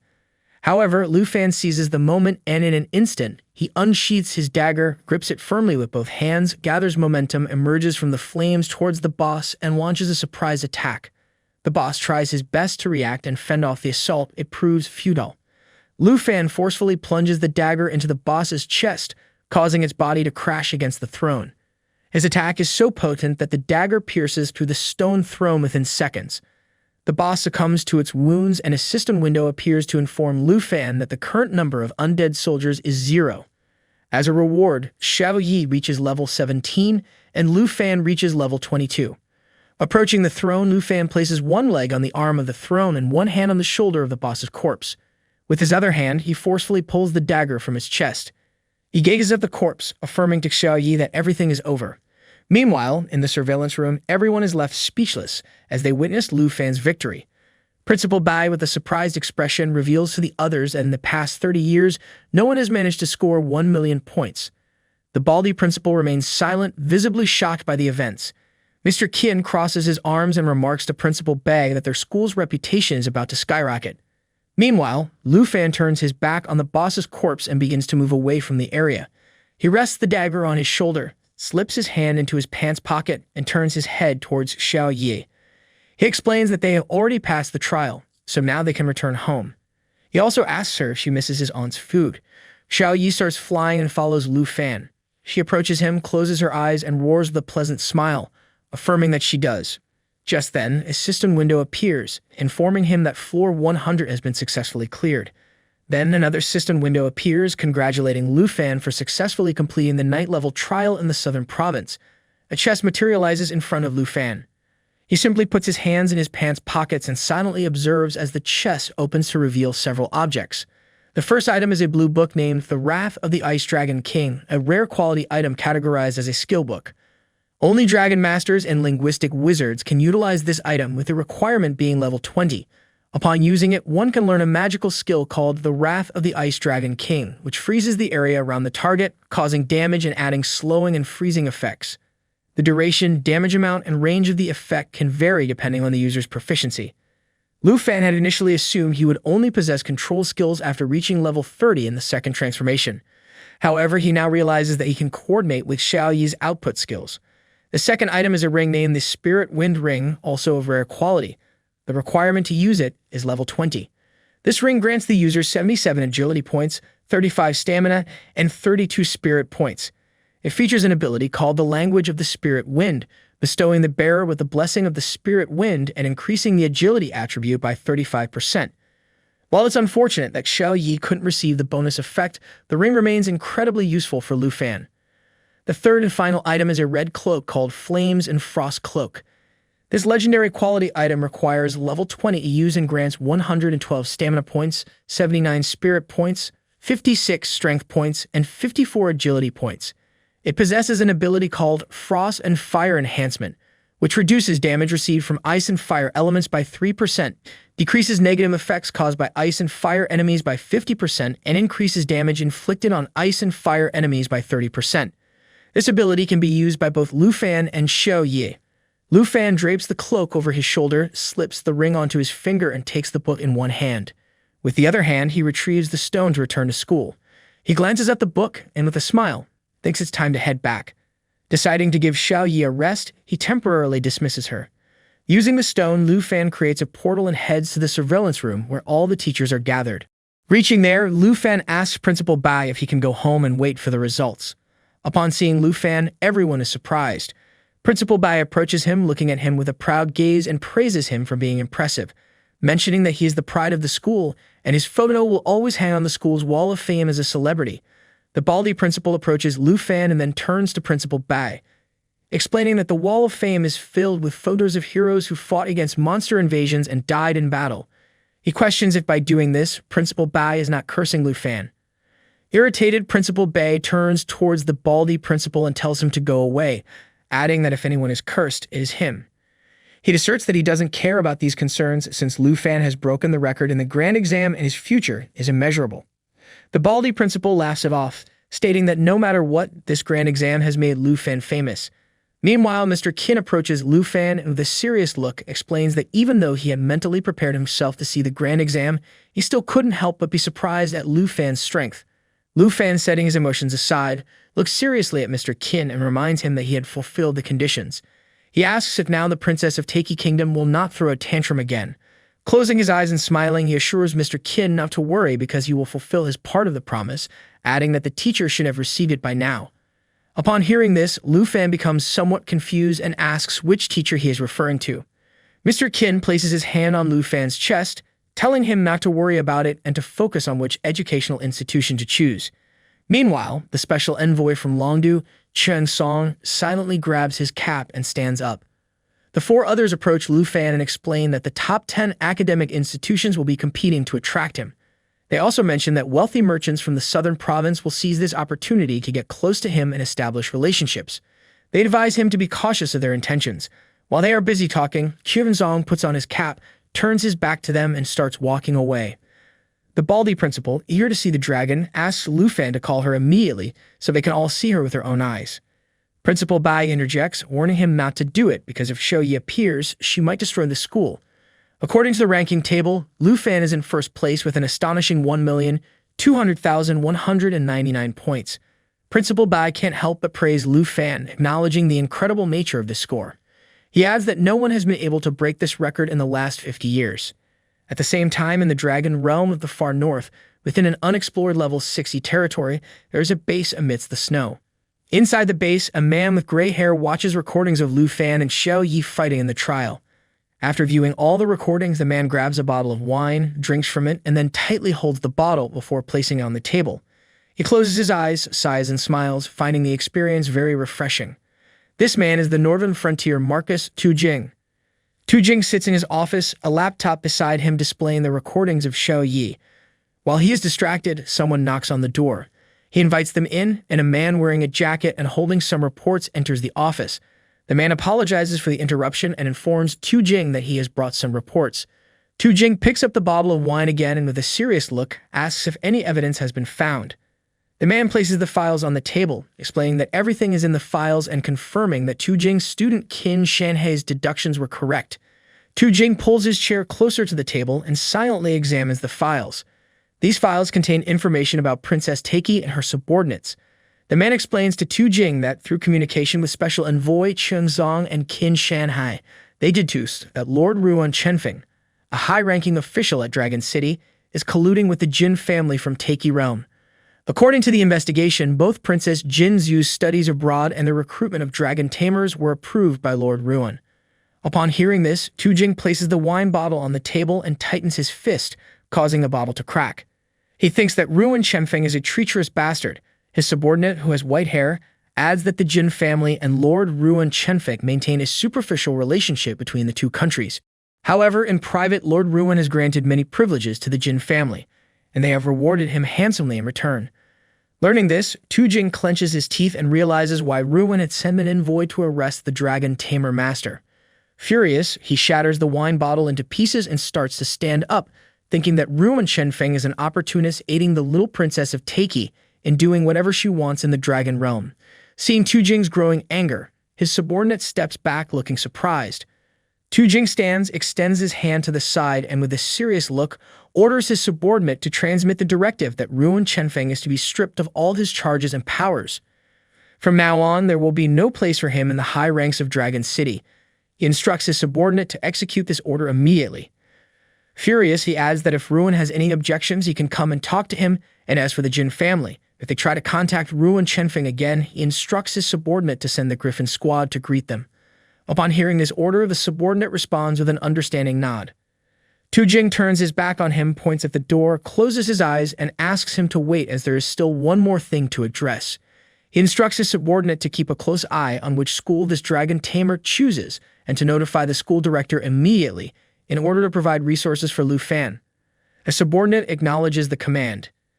Tujing places his hands on his hips, turns his head toward the window, and reflects that the Dragon Realm now has a legendary young man who truly brings joy to the people.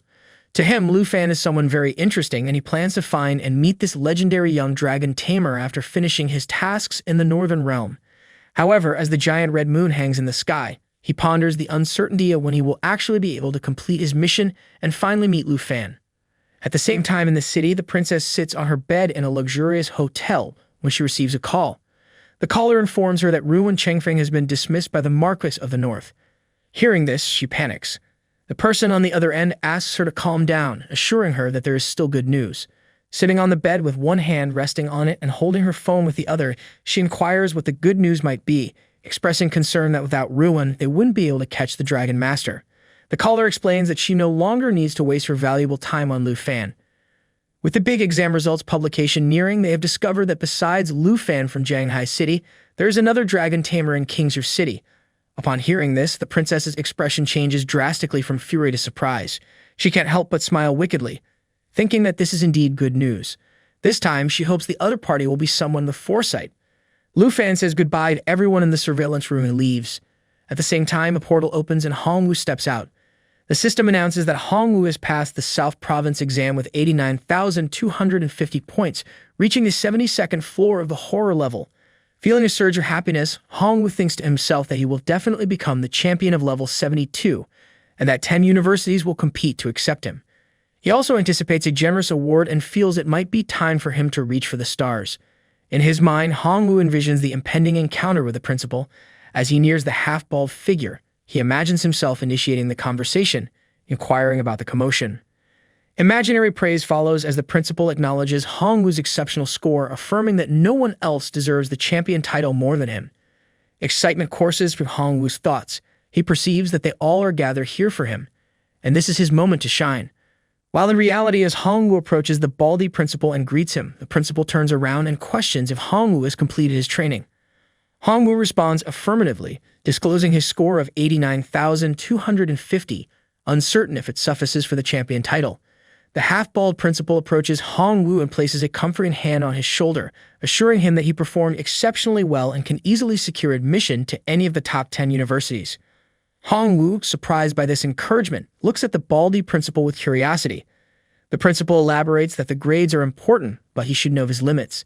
He tells Hongwu that his injuries are serious, and he should get them treated first. Shocked, Hongwu tries to comprehend the situations. He wonders why the principal doesn't seem so impressed. He questions whether the principal has not seen his high score or if there is another reason for his words. However, with his small head, he soon deduces that the principal's intention is to prevent him from becoming arrogant and to remind him of the importance of humility. Acknowledging the principal's advice, Hongwu expresses his gratitude and understanding. 7 days later, on the announcement day of the nightmare exam results, as soon as Lu Fan and his aunt open the door, they find themselves surrounded by reporters. Auntie's expression shifts to one of alarm as she finds herself surrounded by journalists and fans of Lu Fan. Amidst the crowd, a fan steps forward, offering a gift box to Lu Fan, accompanied by a warm invitation to visit his estate. Meanwhile, journalists press for details about Lu Fan's university plans, while another fan attempts to present a gift. The excitement in the air intensifies as people clamor for a glimpse of Lu Fan, and their questions contribute to the bustling atmosphere.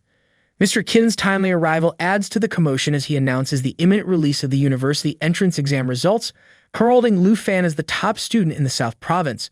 Suggesting they continue their conversation indoors, Auntie leads the way.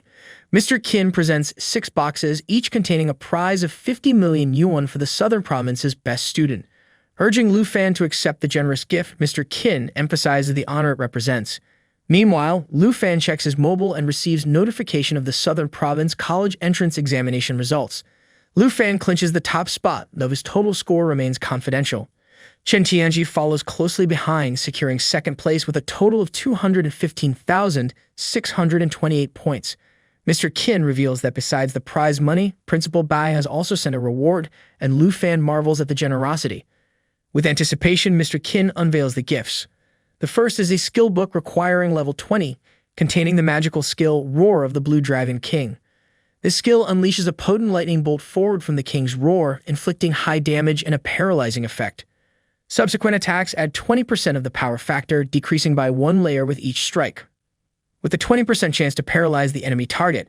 The second gift is a thunder potion of mythological quality, enhancing the power and resistance of lightning skills, permanently increasing the power attribute by 20. Lu Fan considers how this skill will synergize even more effectively with the dragon language spellbook. He imagines Xiao Yu's transition from ice to thunder magic, a transformation that promises remarkable potential. Simultaneously, the third gift is unveiled, the Green Wind Armor, boasting rare attributes requiring level 20 for use. With 46 stamina and 70 strength, it deflects impact damage to the wearer. Mr. Qin elaborates that these awards were meticulously chosen by Principal Bai. Among them are the Flash Wing Boots, enabling lightning speed runs within a 30-second recharge window.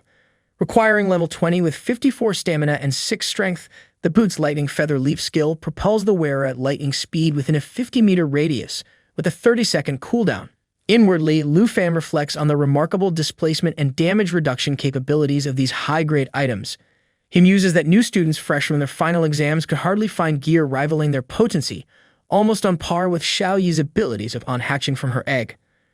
Holding the briefcase, Lu Fan affirms the value of the skill, reserved typically for second-level magicians, resolving not to hesitate in its use.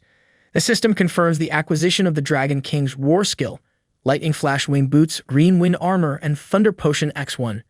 Meanwhile, Qin Kui arrives, expressing her joy at seeing Lu Fan. She informs him that the presidents of 10 major universities have arrived in Shanghai City, as her father has invited them to their house for an interview. Auntie, inwardly contemplating the busy day, wonders why Qin Kui is present. Upon hearing the news, Lu Fan is taken aback, questioning why they are in such a hurry since the results were just declared. Mr. Qin reassures him, explaining that the university presidents view the video of his grand exam and immediately rush over. Moving closer to Lu Fan, he emphasizes the confidentiality of the video, seen only by senior officials of the universities and the Dragon capital. Mr. Qin adds a mysterious note mentioning that it would not be good if another princess shows up. With a whisper, Mr. Qin informs Lu Fan that the matter concerning Jin Zhu has been handled by the teacher, who is eager to meet Lu Fan in person. Placing his hand on Lu Fan's shoulder, Mr. Qin assures him that there's no need to rush, promising they'll meet later. After this, Qin Kui approaches Lu Fan, appearing shy as she extends a purple card towards him. She explains that she wanted to thank him during her last visit, but unfortunately encountered Jin Zhu instead. Lu Fan, surprised by the gesture, questions its value, stating their agreement was for 1 million, whereas the card cost 10 million dragon coins. Mr. Qin joins them, placing a hand on Lu Fan's shoulder, emphasizing that the card symbolizes the Qin family's gratitude. He then informs Lu Fan that people will arrive in the evening to escort him to Jiangshan Park. Amidst laughter, Mr. Qin jokes about Lu Fan's handling of the villa awarded by the city for being the top scorer in the South Province. Auntie draws closer to Lu Fan, while Qin Kui urges her father not to make fun of Lu Fan. Qin Kui, taking Lu Fan's hand, reminds him of the time and suggests they leave to meet the academy official. In a forest outside Kingzhou City, in the Dragon Kingdom, a jeep pulls up and the arrogant princess steps out. She turns to her subordinate, Kui Hongtae, inquiring about the Dragon Tamer's progress, specifically asking at what level he currently stands. Hongtae reports that the Dragon Tamer has reached level 19 and the Armored Dragon is already at level 14. Commenting on the swift advancement, she remarks on the peculiarity of Dragon Tamers, noting that achieving a level capable of defeating a level 30 boss in such a short time is impressive. Meanwhile, Chen Tianzi, the 19-year-old Dragon Master, confronts a wild bear. Sensing the imminent danger, he springs into action, leaping into the air with the intention of disarming the bear and launching a counterattack. Yet the bear proves to be a formidable opponent, relentlessly pressing its fierce assault. Chen Tianzi retaliates with a single powerful strike, defeating the bear instantly. As a result, his abilities are upgraded and his level increases to 20. Observing Chen Tianji's prowess, the arrogant princess begrudgingly acknowledges his skill, remarking that he hasn't squandered the dragon egg she entrusted to him. Chen Tianji respectfully thanks her, assuring her that he hasn't brought any disgrace on the royal family. The princess then expresses her concern, stating that she would be disappointed if he turned out to be a failure like the previous one. With a stern glance at Kui Hongtae, she declares that from now on, Chen will wield the dragon lance and asks if there are any objections. Hongtae dutifully responds, "As you wish, your excellency." Chen then appears before the princess, placing a hand over his heart in gratitude. He expresses his thanks for the armored dragon and the magical spear, asserting confidently that with his magical reinforcements, he will undoubtedly be able to vanquish the hero of the South Province. Simultaneously, she reflects on Chen Tianji's standing, noting that he currently holds second place with 2,100,000 points. However, the top player, Lu Fan, remains shrouded in mystery as his points have yet to be disclosed. Speculation suggests they could surpass 3 million points. Determined, she sees a glimmer of hope, knowing she still has a chance to claim victory. However, her anger boils at the thought of Lu Fan, and she directs her attention to the dragon Tamer. She commands sternly that he must etch the name of Lu Fan into his memory until he defeats him and seizes his black dragon. Simultaneously, she tells Chen that she will assist him in becoming the most formidable dragon tamer in the history of the Taiki Empire. Promising him great power, she assures him that as her servant, he will rank above all others, except herself. The dragon tamer bows respectfully, reassuring the princess of his loyalty. As the princess departs, she glances back and remarks at Chen that he's wiser than Lu Fan, as she provided Lu Fan with an opportunity to ascend to the top, yet he failed to appreciate it. Before leaving, she instructs Hong Tae to travel to a Shanghai city and investigate which university Lu Fan plans to attend next. With determination, he vows to fulfill her command. However, the princess interjects, stating that if he fails to accomplish this task, he will be dismissed. Thinking about Lu Fan, she warns that he will soon regret his actions against her. At the Qin family villa, outside the reception hall, little Qin asks Lu Fan if he's decided which academy he's going to apply to, hurriedly explaining that it's her dad who wants to know since he said it would be best for her and him to apply to the same academy so that they could look out for each other in the future. Lu Fan agrees and says he's heard teamwork is important in academic studies, and they've worked together before, so she will definitely be his first choice if they went to the wilderness together, but he hasn't decided which academy he wants to go to. He decides to tell her later as little Qin struggles to say something and inwardly admits she doesn't know how many points he scored exactly, but if she doesn't catch up to him soon, the distance between them could grow. She vows to do her best to apply to the same academy as him, and he agrees, remarking that it sounds good while opening a door. He slowly walks into a room where a man stands up and cheerily recognizes him as Lu Fan, saying they all seen his performance in the entrance exam video and calling it impressive. A woman remarks that he's the first dragon tamer in history to have a dragon and asks if he has any academic institutions in mind as the top scorer in the southern province. The man annoyingly tells him that there isn't any need to hesitate because their Jiangnan Academy doesn't play games. They offer an annual scholarship of 10 million dragon coins, and all resources, such as potions and access to secret realms, are freely available. The woman annoyingly mutters that the people sitting here are the heads of the Dragon Kingdom's top academic institutions, yet he has the nerve to come and grab the top score with just these little things. The man angrily swivels towards her as she straightens up and tells Lu Fan that apart from what Jiangnan Academy can offer, Northern Academy will give him 20 million dragon coins per year, as well as access to the secret realms not available to the public in the Snow Kingdom, especially for him. They all start arguing over what they can offer to Lu Fan. One says the Northern Academy does have resources, but they're not lagging behind. One declares that they'll offer these conditions too. Another offers him countless opportunities for special secret realms before the Northern Academy head angrily tells them all that the terms can be negotiated and they can add more if Lu Fan is not satisfied. Watching all the heads squabble with each other, Lu Fan inwardly admits he didn't expect the interview to be like this and has no idea which academy he should choose now. Gohan, head of Dragon Capital Academy, speaks up and declares that this year's national trial quota is selected by the Dragon Capital Academy and tells Lu Fan that this quota can be given to him, stunning them all. Surprised, the man from Jiangnan Academy asks if it's true and how Lu Fan could be at the level of the national trial when he just changed professions. Another one says previous candidates have been strictly selected and other countries are already preparing, so giving such an important quota to a freshman is a joke, while Lu Fan watches them all silently.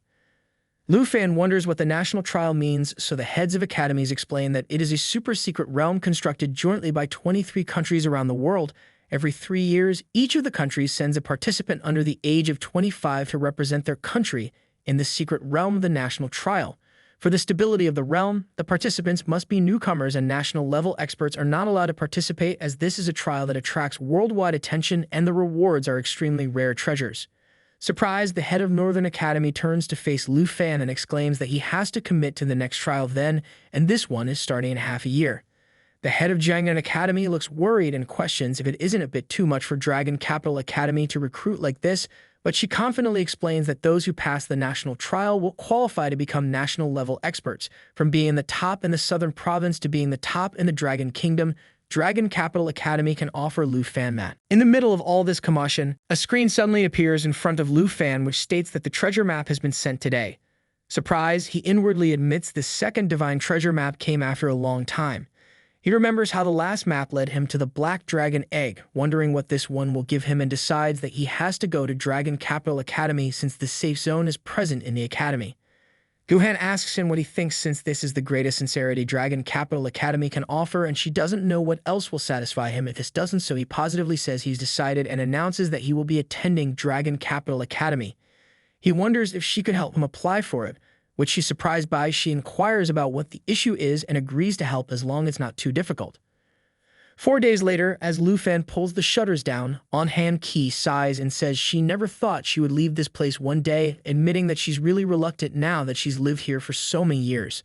Lu Fan gets up, dusting off his hands, and asks what there is to be reluctant about when they have a villa and savings now. She remembers how he moved in when he was just a kid and says time sure flies while motioning how small he was.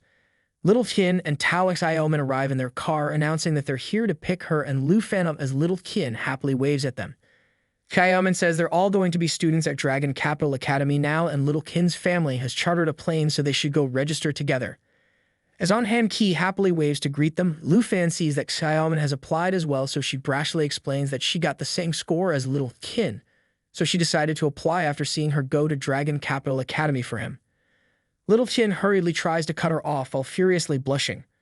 On-Han Ki apologizes for troubling them all and admits she never expected that Lu Fan would help her, thinking about how he asked Gu Han for an application for her, explaining that she has the rare hidden profession of an enchantment chef, to which Gu explained it was possible, but whether or not they admit her will have to be decided after they go back and discuss it. She hugs Lu Fan and tearfully explains that she became a chef this year and said she dreamed of going to a higher academy like everyone else since she really wanted to live like she once used to when Lu Fan was young, but she never expected him to remember. He smilingly asks her to not cry, and Little Qin happily tells them to get in the car. As they're boarding the plane, Lu Fan remembers On-Han Ki's hard work for him and her dissatisfaction and loss after becoming a chef. He promised to bring her a better life and will do it because this is just the beginning. A while later, when they arrive in the Dragon Kingdom, On-Han Ki happily remarks that it's really lively here and the capital really is different, and Little Qin notices that they're selling really rare recipes here.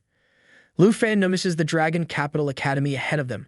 Bratty Princess walks out of a huge car with a pair of guards and annoyingly recognizes Lu Fan, who wonders why she's here and why she just won't go away. She annoyingly watches him as a guard dressed in discreet cloths recognizes him as the Dragon Tamer from Shanghai City and slowly approaches Lu Fan, remarking that it's better for him to handle it, but Xin stops him, explaining that without Ru and Changfeng, they'll be sent back to their country if they start a fight here, so it's not the right time yet. The man apologizes as Little Qin says she remembers her dad saying she originally came to the Dragon Kingdom study and wonders if he was actually talking about Dragon Capital Academy instead. Xiaoman asks what's wrong with them, while On-Han Ki tries to stop Lu Fan. Gu Han happily sees that both their groups arrive together and tells them to come in. Surprised, she asks if they really don't know each other when they're the first and second Dragon Tamers in the Southern Province, which is why the Dragon Capital Academy calls them the Twin Stars of the Southern Province.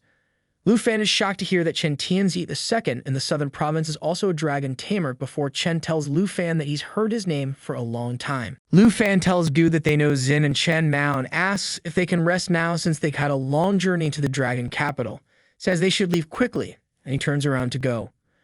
Lu Fan and the others start to leave, and Gu decides to show them their accommodations and says she can change anything in advance if they're not satisfied with it.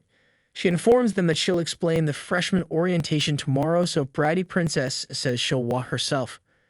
Hu shows Lu Fan and the girls the villa area for first-year students that contains a total of 30 villas. She explains that every year the teachers review the entrance exam videos to evaluate the freshmen's comprehensive ranking, after which the top 30 can live in the villa area. In the comprehensive ranking, since Lu Fan is ranked first, number 1 is where he will live. Chen Tianzi, the second in the Southern Province, is ranked 18th in the comprehensive ranking, so number 18 is his residence. She shows them the villa, and Lu Fan remarks that it seems Chen Tianji accepted Bratty Princess's terms and betrayed his dignity, so it's ridiculous that he and him are called the Twin Stars.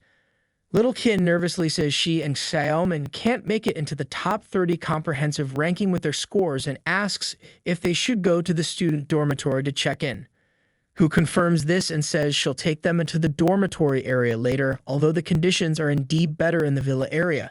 On-Han Ki cutely clutches Lu Fan's arm, asks if they can live with him then, surprising Little Qin and Xiaoman, who both start blushing. Gu deeply thinks about it and admits there isn't any rule against it. She says it won't be a problem as long as the resident doesn't have any objections. Aunt Han Ki looks up at Lu Fan and confirms with him that he doesn't have any objection, asking if he doesn't want to eat her special cookies anymore. So he hurriedly confirms that he doesn't mind at all. Aunt Han Ki happily grabs little Qin and Xiaomen's arm, saying Lu Fan doesn't mind, so they'll live together, and it will be really good for them to build some rapport and increase their teamwork, since it will be convenient for future expeditions into the secret realms. Okay guys, the moment we all have been waiting for is here. The harem is official now. They are gonna start living together in one place, and you all know what it means. Our Giga Chad is surely taking right steps to achieve his final goal. Lu Fan slowly smiles and tells Little Qin and Xiaomen that it will be better for them to move in with him, and since the dormitory area is quite far from the villa area, so he would have to walk through half the campus if he wanted to find them. Little Qin blushes and embarrassingly agrees to his offer as Xiaomen nervously says she'll go along with whatever Little Qin says and admits the conditions here are much better overall. Happily exclaims that Little Qin can taste her cooking too from now on while swinging around with her, as Xiaomen points towards Lu Fan and embarrassingly warns him that living together is fine and all for them, but he should not get any funny ideas about Little Qin since she'll be watching him. A screen suddenly appears stating that the location of the treasure map is nearby as Lu Fan realizes the treasure is in the villa next to him. He asks Gu, who lives in number 2, which she explains that she only manages the southern province and isn't familiar with the freshmen from other areas, although she thinks there's only one girl living in the second villa. Lu Fan asks to go with Gu to their villa first while he goes to meet their neighbor. Happily agrees and tells him to remember to bring a gift to her while the girls stay silent. Lu Fan hurriedly tells her to not overthink it since he just wants to see what the second-ranked person is like. As he's walking off alone, Aunt Han Ki giggles and inwardly remarks that just hearing it's a girl makes him want to visit himself and says he's finally growing up, while Xiaomen gets annoyed, thinking that she really underestimated him since he's still trying to chat up the neighbor even after living with 3 girls at the same time in his villa. As he's going, Lu Fan embarrassingly wonders why it feels like he's being misunderstood. After ringing the bell, he hopes the neighbor will like cake and admits it would be best if he got invited in since they all just moved in, and he needs to get the treasure before the neighbor finds out. As the door opens, he positively starts introducing himself as Lu Fan from number 1, from Shanghai City in the southern province. The girl who's wearing fully black clothes remains silent, so he tries to break the ice between them by offering her the cake, pleasantly saying it's a gift for her. Since they're neighbors now, they should be friends and try to know each other. A screen appears stating that the cake's first use can permanently increase agility by 3 points, as the girls still remain silent and they awkwardly stare at each other. She slowly takes the cake from him and turns around, introducing herself as Jian Yang from Yunbai province. Well, look at this new all-rounder babe. Possibly a new addition to our Giga Chad's harem. I would gladly accept her. What about you guys?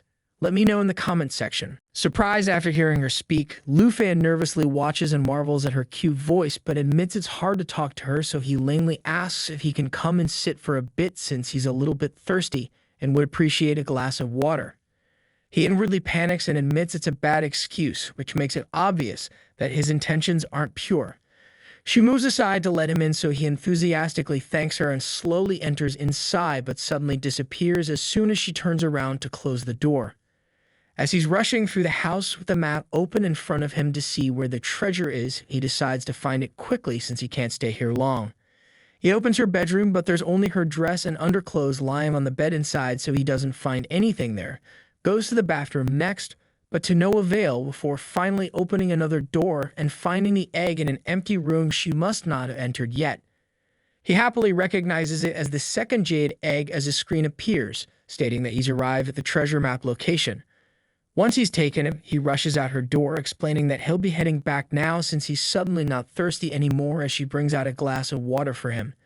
A screen states that he's acquired the second treasure. He says it's nice to meet her and hopes to see her at the freshman ceremony tomorrow before disappearing. When he leaves, she goes around her house and notices that her bedroom door is open with her clothes strewn on her bed, seeing which she confusingly wonders if he was a pervert. That night in Villa number 1, Xioi examines the jade dragon egg, as Lu Fan remarks that it's just like when he found her egg. He uses his dragon taming skill and the egg suddenly starts cracking before a tiny dragon hatches out of it. Its stats and details state that it has an ability named Life Spring, which applies Life Spring to all friendly targets and continuously restores their life. Jade Light that applies 3 layers of Jade Blessing to the target, removing all debuffs and increasing all attributes by 30%. Each layer of Blessing can block 1 damage. Natural Assimilation can devour equipment, and Jade Dragon Bloodline doubles all effects for dragons and those with a blood connection, while increasing the power of self-healing abilities by 5,000%. Finally, Blood Contract provides a 10% attribute bonus to the Dragon Tamer for the dragon pet. Lufan sees that it looks like the Jade Dragon isn't a combat-type dragon and is clearly meant to be a support type with over 600 spirits. He notices that all effects are going to be doubled for him and Shoei since they share the same bloodline, and remarks that during the big exam, she had a 30% boost from Dragon's encouragement, and when releasing Cataclysm, her spirit attribute exceeded 7,000. So, if he adds the Jade Light from the Jade Dragon, it will double the effect, increasing attributes by another 60%, which would make it close to 12,000. As Shoei cheerily plays with the dragon, he says the Jade Dragon can also assimilate equipment effects, so if it upgrades or assimilates a lot of equipment, he can't even imagine how strong she will become. He adds that there's an important thing he needs to think about and wonders what name he should give it before seeing it chomping down on Shoei's thigh. He hurriedly tells them to stop it and decides to name it Xiofi, declaring that it will be Shoei's little sister from now. She angrily tries to intimidate it, so he tells them to cut it out if they don't want to wake up everyone in the house. The next day, as Lufan, Little Kin, and Xiaomin are walking through the Dragon Capital Academy campus for the freshman enrollment ceremony, Lufan notes that the life professions and combat professions don't attend the enrollment ceremony together, and Little Kin confirms this, remarking that Sister Hans has to go to a different place to attend hers. Xiaomin asks him why there was so much noise coming from his room last night, so he starts to explain what was happening, but is suddenly cut off when 2 boys realize Xiaomin and Little Kin, a priest and a swordswoman, are the 2 new beauties and exclaim at their beauty. One says they're definitely the campus belle level because of how pretty they are, and remarks that going into the secret realm with such beauties would make even dying and they're worth it. He dreams of becoming her boyfriend, but his friend points out the guy next to them, so he says there are 2, and they both can't be his girlfriends. In the auditorium, Lufan remembers how Little Kin told him that Teacher Yu said hidden professions have to sit in the front row, and Xiaomin decided to sit in the back row since she can't sit with her. He remarks that the weird-looking person in front of him looks familiar and remembers him as the loud martial artist from the entrance exam. He gives him a teasing smile, seeing which the martial artist angrily watches him, remembering how the principal asked if he really thought he was the top scorer and told him to check the rankings so that he could see the difference between him and Lufan. The guy furiously says he lost all respect the esteemed principal had for him because of Lufan and finally gets to meet him again. Xiaomin, who's sitting alone, nervously wonders why they're putting all the hidden professions together and if that means Lufan will be with Little Kin every day from now on.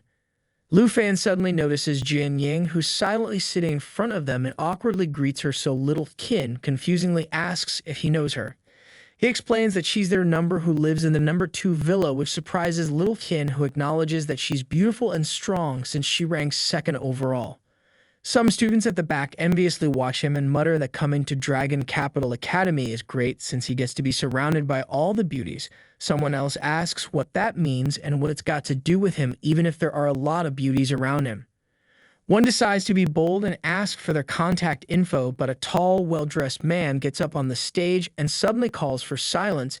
He introduces himself as Zhao Shengming, a level 78 Thunder Mage, the vice principal of Dragon Capital Academy and professor of the Combat Academy's magic department.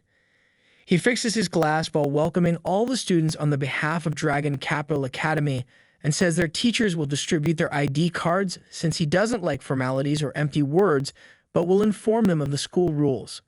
As Lufan and Jian, who's sitting right next to him, receive their cards from Guhan, Zhao Shengmin explains that the ID card they receive now will be their all-purpose credential at Dragon Capital Academy. The card will store personal points, which are the Academy's universal currency, and they will need to access the secret realms provided by the Academy to buy weapons, potions, and so on. Lufan watches his card and sees that his points are 13,539, as Zhao says the initial points come from their entrance exam scores before a student raises his hand, stands up and says the difficulty of the entrance exam varies between provinces, and it's easier to get high scores in provinces with lower difficulties, so that's unfair. Zhang explains that the academy has obviously taken that into account. The entrance exam scores are divided by a difficulty coefficient based on the varying difficulties of each province's trials to determine the points, so the higher the difficulty of the trial, the smaller the difficulty coefficient. For example, this year's trial in the southern province was the hardest, so their scores will be divided by the smallest coefficient of 96. Lu Fan says it seems like this number is all the funds he has at Dragon Capital Academy before Zhao adds that these points are temporary and the freshman assessment in a month will determine their points once again, and the top 30 in the freshman assignment will be eligible to enter the blue class. Students in the blue class will receive many special privileges, such as applying for closed secret realms, exchanging specified skills and equipment, and the right to move into the villa area. The students behind Lu Fan discuss that they hadn't heard of the blue class before enrolling and discuss how it gives them a chance to move into the villa area, as Lu Fan remarks that since he's the one who holds the current first place, he has the qualification for the blue class. But if he loses this qualification later, he will have to move out villa number 1. Zhao chuckles and says he understands they all want to enter the blue class, but he has to tell them in advance that entering the blue class doesn't mean they can relax. Any student can challenge the members of the blue class in battle, and the blue members must win to retain their spot. If a blue member loses, they are forced to give up their spot to the challenger, and the members are not allowed to refuse any challenges.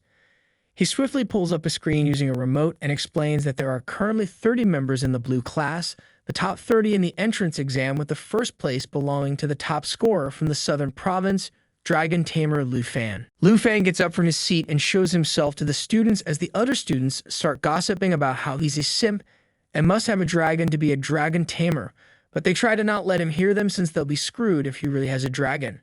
One says even an earth dragon is extremely powerful, so he's got to be the top scorer from the southern province. They wonder if he's an unqualified beneficiary, someone his family arranged to get in, since there are no scores or videos of Lu Fan's entrance exam they could find after searching up his name. In the audience, Chen Tianji asks Zhu when she wants to take him down and agrees to follow her orders, but she says his strength is still unclear, so they shouldn't rush and should probe him first. Little Qin asks Lu Fan if the vice principal pushing him forward like this isn't basically encouraging everyone to challenge him, so he plops back down on his seat and admits he didn't expect such a scenario, while Jian stays silent. After the freshman entrance ceremony, as they're leaving the auditorium, Lu Fan says it's time to upgrade Xiaofi and unlock her new form. He puts a hand in his pocket while walking and tells Little Qin and Xiaomin that they should go to the secret realm hall to see what secret realms the academy provides, but the martial artist suddenly calls his name and declares that he wants to challenge him while angrily pointing at him. Confused, Lu Fan confirms that he wants to challenge him, so the martial artist announces that Vice Principal Zhao just said blue members cannot refuse challenges, so he should compete with him if he really has the strength of the top scorer. He thinks that they can't see his entrance exam scores and videos, so if he really has strength, he must have passed the trial by summoning many sub-dragon species, which means he can surely win if he targets Lu Fan directly. Lu Fan tells Little Qin to stay back and accepts his challenge, so the martial artist admits he's got guts and bets 200 coins. Surprised by how low it is, Lu Fan remarks that that should be a lot for him and agrees to bet the same amount as well. As the students around them start gossiping about how Lu Fan is basically a summoning mage and excitedly get ready to observe the moves of the top scorer, Bratty Princess says this is the perfect opportunity to see what Lu Fan's got and tells Chen to keep a close eye on every move he makes. They decide to start on the count of 3 as Xiaomin confirms with Little Qin that he won't lose, so Little Qin and asks if she hasn't seen him in action and says she'll see soon. As the battle begins, the martial artist charges towards Lu Fan. The martial artist uses Qi Accumulation Strike, a martial art technique that concentrates Qi in the punch, doubling the damage when hitting a weak point. He angrily rushes towards Lu Fan, who stays composed with a hand in his pocket. Lu Fan suddenly disappears in thin air just before the martial artist can strike him, shocking him as he wonders if that's a second-tier mage's blink skill and questions how he knows this move.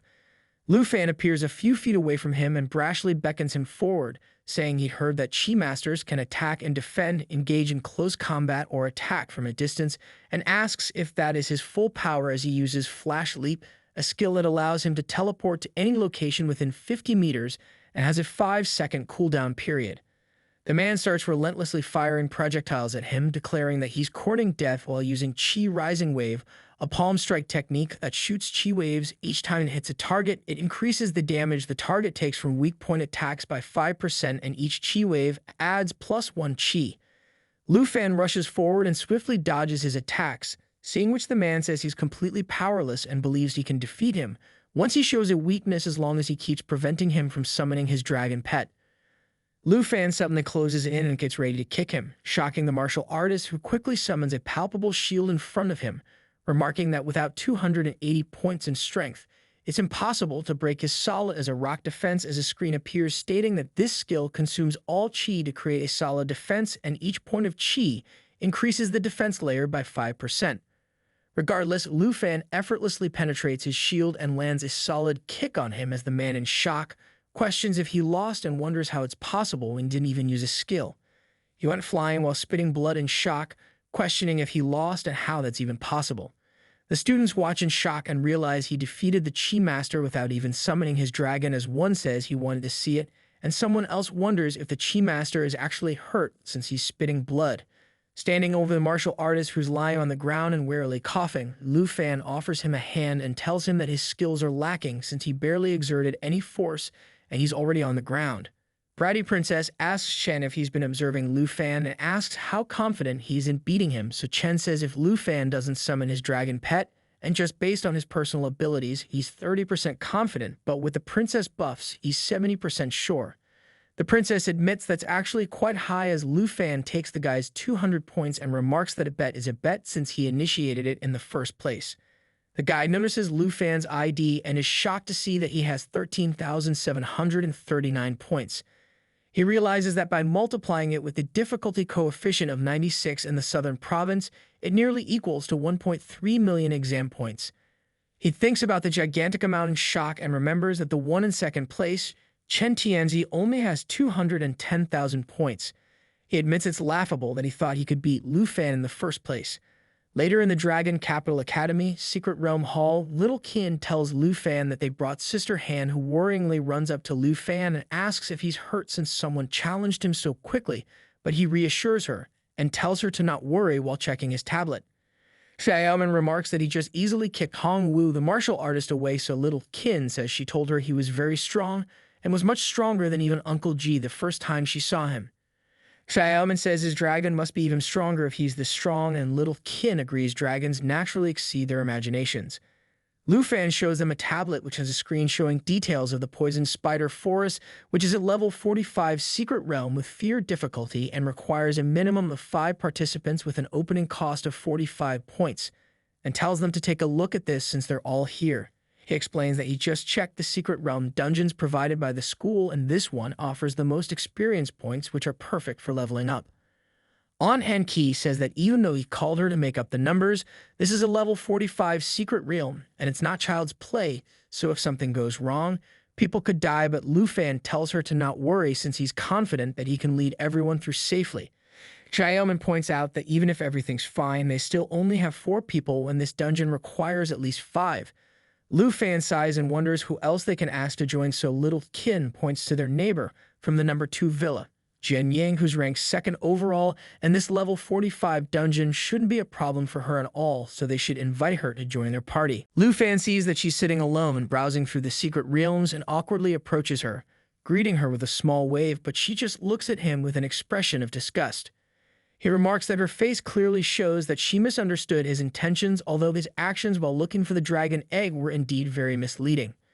He sees that she's looking at dungeons and asks if she would like to join them since they're in the same boat. He inwardly admits communicating with her is really difficult, so she'll probably just respond with yes or no, but Jian Yang just stays silent for a bit before angrily grunting and calling him a pervert. Shocked, the girls slowly get away from him and ask what he did to her, so he hurriedly tells them that he didn't do anything wrong and it was all just a misunderstanding. He admits to John that their first meeting was admittedly a bit strange, but he's actually a normal person. He points to the tablet and says he saw her looking for a good dungeon too, and he doesn't know anyone else. He explains that they're going to Poison Spider Forest and need one more person, so it would be great to team up. He asks what she thinks, and she thinks about it before slowly agreeing. He asks if this means they've successfully formed a team before On-Hand Key happily tells him that he did a great job recruiting Jian, which Xiaoman agrees with since he managed to recruit the number 2 genius from Yunbai province with just a few words. He says he can cover the points for everyone, but Jian gets up and walks off, telling him that there isn't any need for that. She uses her card and a portal opens as 45 points are subtracted from her ID with 8,744 points remaining. She walks through the portal and tells them they should get going as Lu Fan is surprised after seeing her points and says she still has over 8,000 points left, wondering what the difficulty coefficient of Yunbai province is. He remarks that even if it's the toughest like Southern province with a coefficient of 96, Jian Ying's exam score is over 800,000, so her strength is nothing to joke about. As they all enter the forest, On-Hand Key covers her nose in disgust and says even breathing here feels sharp. Little Kin looks around and remarks that this is Poison Spider Forest before Lu Fan says it seems like their destination is over there as they face a dangerous-looking path in front of them. As they're walking, Xiaoman asks Lu Fan why he chose this dungeon when to level 45 with a fear difficulty.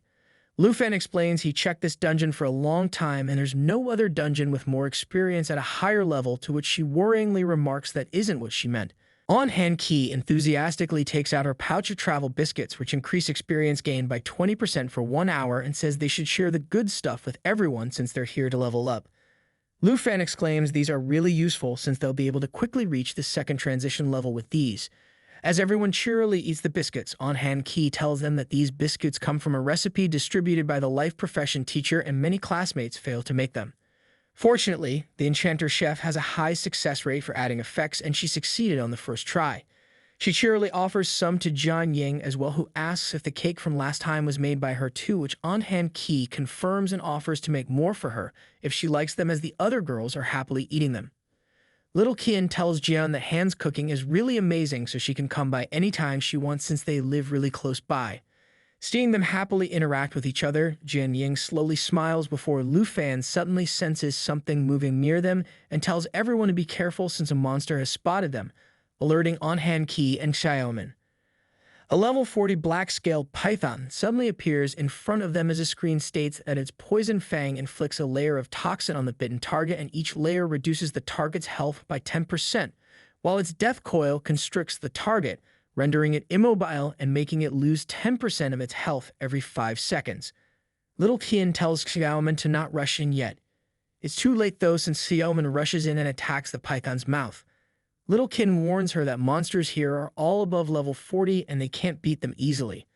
On-Hand Key hurriedly says she can make some food to boost their resistances, but she needs to gather some ingredients first. Lu Fan says there's no need to go to that much trouble and tells them all to just focus on fighting while he handles all these problems. Jian realizes he's going to summon his dragon, but he just brings out Xiao Fi, surprising them all. He tells it to stop being naughty and to not sit on his head, as Lil Qin realizes he has 2 dragons since it's not Xiao Yi this time. On-Hand Key asks Xin where this one came from since she'd never seen it before, as Xiaoman starts getting overwhelmed by the python. Lu Fan quickly orders Xiao Fi to use Emerald Light as Little Qin quickly hurries over to heal Xiaoman, who realizes the damage she took just now was nullified. It's revealed that Emerald Light applies 3 layers of Emerald Blessing to the target, removing all debuffs and increasing all their attributes by 30%. Lu Fan assures everyone that they need to relax and should not worry about debuffs or injuries since they've got Xiao Fei here. Little Qin realizes it can dispel debuffs, block damage, and boost attributes all in one skill, making it even better than a second-tier priest. Xiaoman realizes how powerful dragons are since just one little dragon can block damage and boost all her attributes. The python suddenly charges towards Little Qin and Xiaoman, so Lu Fan decides to take care of it after On-Hand Key warns him that it's coming for them. Suddenly, a large beam gets fired at the snake's mouth and the source of the attack. Jian Ying tells them to not waste any more time since they've already been targeted, while wielding her Bloodbreaker sword, which is a level 21 weapon, and its armor break skill ignores 30% of the target's defense when dealing damage, and agility increases its speed by 40%. Surprised, Lu Fan realizes this is how a sword master attacks and admits her strength is indeed very impressive before suddenly sensing something. He hurriedly tells On Han Ki to get down and protects her from the spider that was about to strike her as Jian attacks it with her sword. A screen explains that it's a silver-armored spider that has the same poison fang skill as the python, as well as its special skill, mandible piercing, which swings its forelimbs, piercing 2 targets simultaneously, but if it misses, it can use mandible piercing one more time. Silver armor makes it immune to armor break effects. Lu Fan realizes the silver-armored spider is immune to the shadow's armor break effect before Jian rushes forward and swiftly starts fighting it. It tries attacking it with mandible piercing 4 times, but Jian swiftly dodges its attacks. Lu Fan charges forward, warning her to be careful before striking the spider's face. Jian tells him to not let his guard down since there isn't just one silver-armored spider here, and it's not just silver-armored spiders. She uses 2 more swords and Breaking Army Greatsword, which deals 210% physical damage and spreads 21% of the damage to surrounding enemy targets with its Mountain Shaker ability, and a Water-Cold Sword with the Frost ability that deals ice attribute damage and reduces the target's movement speed by 3,000% as they see that Black Web Hunters that are level 45 and have the Poison Fang ability are here too. Lu Fan and Jian Ying started running toward the monsters, and Lu Fan asks Jian Ying that her weapons are class exclusive, and they don't seem like the ordinary weapons. While dodging the oncoming attacks, she explains that a sword master can forge their own weapons and each weapon level up with them from level 1. While casting a big attack at the spider, she tells Lu Fan that now is not the time for the introductions. Hearing Jian Ying's explanation, he thinks that it's pretty similar to the Dragon Master, where one upgrades the Dragon Pet and Squad Masters upgrade their weapons. The spider monster attacks Jian Ying, and Lu Fan orders Chia Fi to cast Emerald Light. The notification informed that Emerald Light applies 3 layers of Emerald Blessing to the target and removes all the debuffs, increasing all attributes by 30%, while each layer of the blessing can block 1 instance of the damage. Not missing her chance, Jian Ying uses her Mountain Shaker attack, which pierces through the spider. It deals 20% physical damage and spreads 2% of the damage to nearby enemy targets. She thanks Lu Fan for 30% attributes and summons a Water Sword, which increases to level 15 due to the attribute boost. Lu Fan notes that she uses Blood-Breaking Sword for Agile Penetration, Water-Cold Sword for magic control and blocking high damage. With all 3 smarts working together, she is a sword master, has a very versatile fighting style. While he was pondering these thoughts, they can hear a scream coming from the direction of Little Qin and On Han Ki. Little Qin asks Stamen to protect On Han Ki. Lu Fan runs toward them while telling Jian Ying to quickly find the Black Web Hunter spider. Due to some weird reason, she puts her hand on her chest and smiles while looking at him. Guys, I think she's starting to fall in love with our Jija Chad boy. Just watch out, new waifu incoming. Lu Fan fiercely starts attacking all the spiders, and they all try to protect Aunt Han Ki. Lu Fan urges everyone to be careful of the web bind. He explains further, saying that if they get caught in it, it will be really hard to escape unscathed. Jian Ying was looking at the entire scene and was lost in her thoughts while the web suddenly appears from behind her, but due to the protection spells, some of the webs get blocked. While defending herself, her left arm got injured and she tried to rush toward the source of the web. Lu Fan wanted her to wait as she is injured and advised against going in deep alone. He ordered the little green dragon to heal her, while Little Qin asked him to go after Jian Ying. She assured him that they will be fine with the Emerald Light protection and they can handle things here. Hearing this, he rushed after Jian Ying into the deep forest. He saw her standing against the Black Web Hunter. One of her sword was stuck in the web and she was injured all over the body. The little green dragon instantly casted Emerald Light on her while she urged Lu Fan that she can take care of it herself. The Black Web Hunter spider casted Web Bind at them. This attack envelops the target in a web, and the target dies in 60 seconds after getting caught in the web. Noticing this attack, Jian Ying thought this was really bad, but Lu Fan advised her to not get distracted. He stood in front of her and casted Dragon Claw attack toward the Black Web spider. It burned through all the webs and heavily injured the Black Web Hunter spider. Looking at the scene, Jian Ying was amazed and thought that only 1 rank apart, his attack power was as high as her full power Mountain Shaker attack. Not losing the momentum, Lu Fan asked her to attack the spider together. Following his lead, she also cast the Mountain Shaker attack toward the spider, while Lu Fan used Dragon Fang Strike. She thought that the strength difference is great, but she was also sure that it will work. The notification window informed that the Emerald Dragon's level rose up to level 3. Lu Fan was happy as killing these monsters raised Xiao Fei's level by 3. He was shown that it will reach to level 5 by the time they clear the realm. Jian Ying was lost in her thoughts, thinking that it was a very unique day where she was treated as a weakling and people were helping her. Little Qin, Xiaomin and Aunt Han Qi were walking toward them waving their hands in the air. Little Qin happily announced that the armored silver spiders were dealt with properly, while Aunt Qi told Lu Fan that she leveled up. Lu Fan assured Jian Ying that she is indeed strong, but no matter how strong anyone is, they won't let their teammates fight alone. She was stunned and blushed hearing this statement. Aunt Han Qi asked Lu Fan why he didn't use Emerald Light on himself, and he brushed her off saying that he didn't need it. Xiaomin asked Lu Fan if the dragon can cast a healing spell, and he ordered the little green dragon to cast Fountain of Life, which had a continuous health restoration effect on all the teammates. All the girls were happy by this continuous healing effect. Little Qin mentioned that she is full of energy and ready to fight again. While Xiaomin made fun of Lu Fan saying that his head is green, Lu Fan teasingly asked Xiaofei to stop healing Xiaomin. Looking at these little interactions, Jian Ying thought that having teammates was not that bad after all. After some time traveling, they reached a cliff, and Xiaomin mentioned that the map ends at that point. She further questioned if they have already reached the end of the map. She pointed toward the valley, saying that there was a large area ahead. Little Qin asked Lu Fan what are they looking at, and he replied saying that this was the lair of Secret Realm boss. It was the den of a screeching spider mother, and it was level 45. The boss monster was surrounded by a lot of small spider monsters.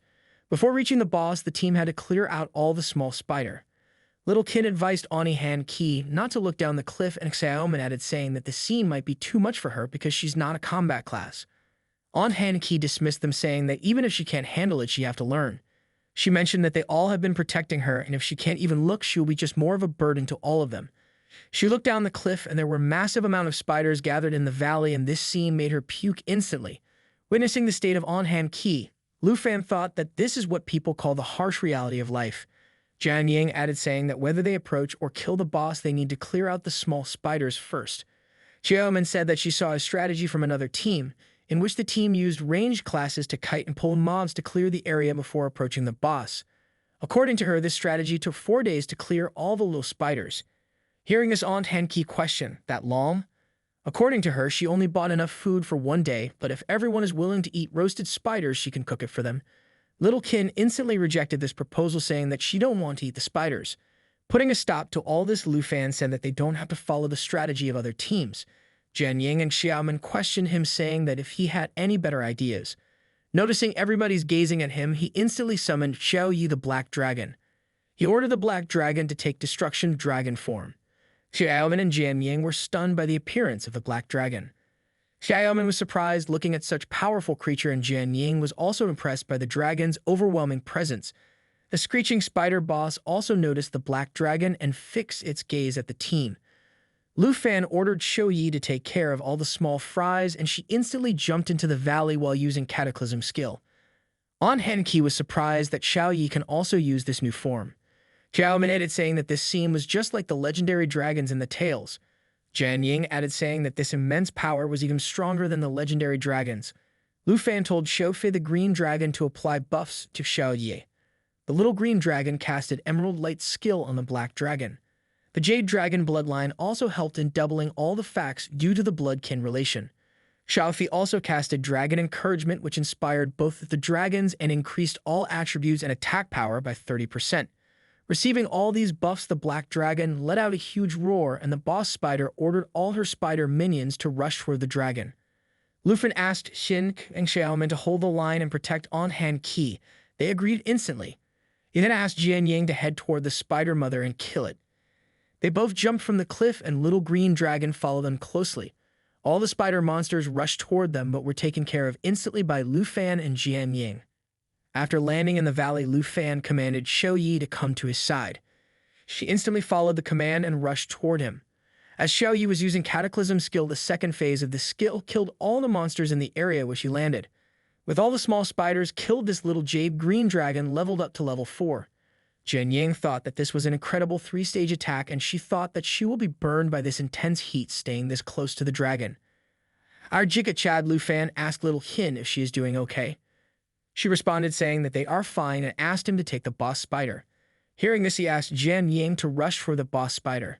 Noticing both of them rushing toward itself, the black spider boss used Venom Spray skill, which dealt accumulated poison damage, and each layer reduced 5% health of the target. Lu Fan asked Xiaofei to use Jade Light. The black spider then casted Tangled Web skill, which Lu Fan cut through with his machete. He then ordered Xiao Yi to use burning all things skill, and the black dragon instantly summoned a firestorm by flapping her wings and out a massive amount of damage. Jian Ying was amazed and questioned that the dragon had even more powerful skills. She thought that these skills can easily destroy cities and even the nations. All the black spiders were getting roasted in the fire tornadoes casted by the black dragon. Jian Ying was amazed that the black dragon single-handedly wiped out all the spiders. Due to this massacre, the little green jade dragon leveled up to level 5 and acquired a new skill called Jade Blessing. This skill applied 3 layers of the Jade Dragon aura to the target, which increased the damage for the next 3 attacks. Lu Fan was about to give the next command to the little green dragon, but it instantly started emitting green glow and the next moment took the appearance of a beautiful innocent girl. Look at our Giga Chat now, he keeps adding new waifus into the harem. But this one to me looked more like a small little innocent child. Let's see how it goes with this one. Looking at the scene, Lu Fan thought that it was just like Xiao Yi. Xiaofi has also gained a new form and stronger abilities. The boss monster spider was not having any of this. She attacked all of them in the middle of Xiaofi's transformation. I guess she is breaking the most sacred anime rule of never disrupt a character's transformation. Everybody quickly dodged the black spider's attack and Xiaofi casted Emerald Blessing on Jian Ying, which increased the damage of her next 3 attacks. Realizing this, Jian Ying launched her swords toward the spider, which easily pierced through the spider. Jian Ying was surprised that the swords actually pierced through the spider. She thought that initially the blood-breaking sword wasn't even able to penetrate the silver-armored spider, but now it went through the boss easily. She assumed that the Emerald Blessing doesn't just amplify her strength, but also added the dragon's attribute to the attack. Lu Fan praised Xiaofi, saying that she's amazing that she gained a new form and new skills just at level 5. He thought that it was clear from Jian Ying's attack that the skill also adds Xiaofi's attributes to the attack, and if he applies these attributes to Xiao Yi, it will be a massive boost. While dodging the black spider boss's venom spray attack, he ordered Xiaofi to apply Emerald Blessing to the black dragon Xiao Yi.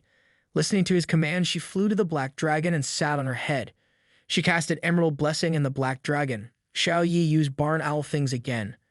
Looking at this massive attack, Jian Ying thought that with the attributes from both dragons, this attack had over 10,000 points. The spider monster suffered a lot of burning damage due to this attack and was on the verge of death. Noticing this, Lu Fan commanded both of them to prepare for the final blow to the spider boss monster. The 3 of them instantly rushed toward the spider monster. Lu Fan used the Dragon Fang Strike while Xiaofi used Emerald Blessing on Jian Ying, and she casted her swords toward the spider boss monster.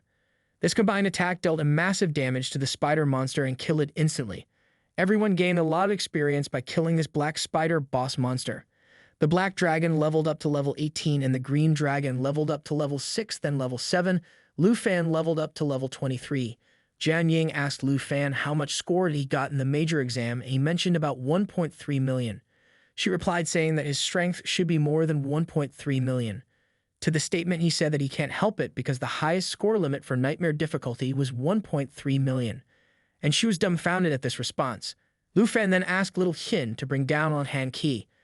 While the little green dragon Xiaofi was hugging him tightly and Xiao Yi was mad looking at the scene. Jian Ying thought that in terms of the points, she has half points as compared to Lu Fan, but in terms of strength, there's a huge gap between him and her which cannot be crossed.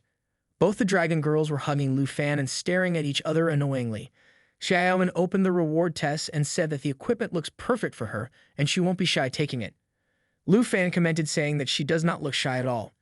After clearing the trial, Jian Ying agreed to join a fixed team with all of them, and Little Kin asked for her phone number so they can contact her easily. Jian Ying replied saying that she does not have a phone.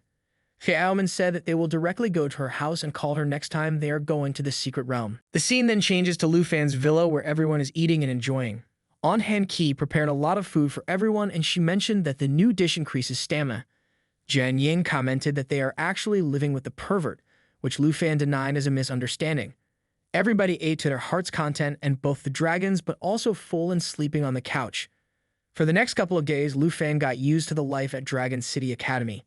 He occasionally went to Venom Spider for us to level up, which increased Xiaofi's level to 13 and his level to 24. He also studied convert theories. This routine continued for more than half a month, and there were only 2 days left before the freshman assessment. The Jade Dragon was level 14 and the Black Dragon was level 19 while he was level 25.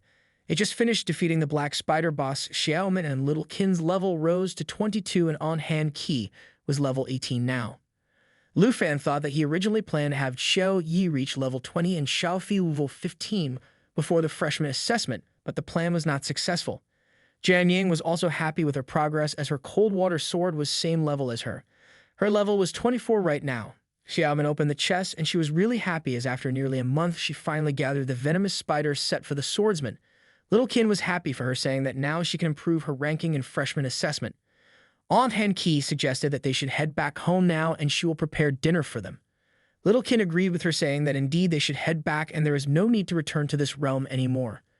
Lu Fan also agreed because the freshman assessment event was next day and according to him, they should rest well and prepare for it.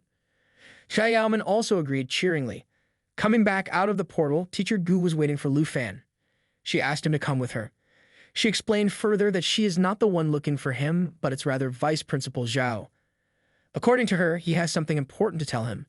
Lu Fan pondered something important, and right before the freshman assessment. And with that, this chapter comes to an end.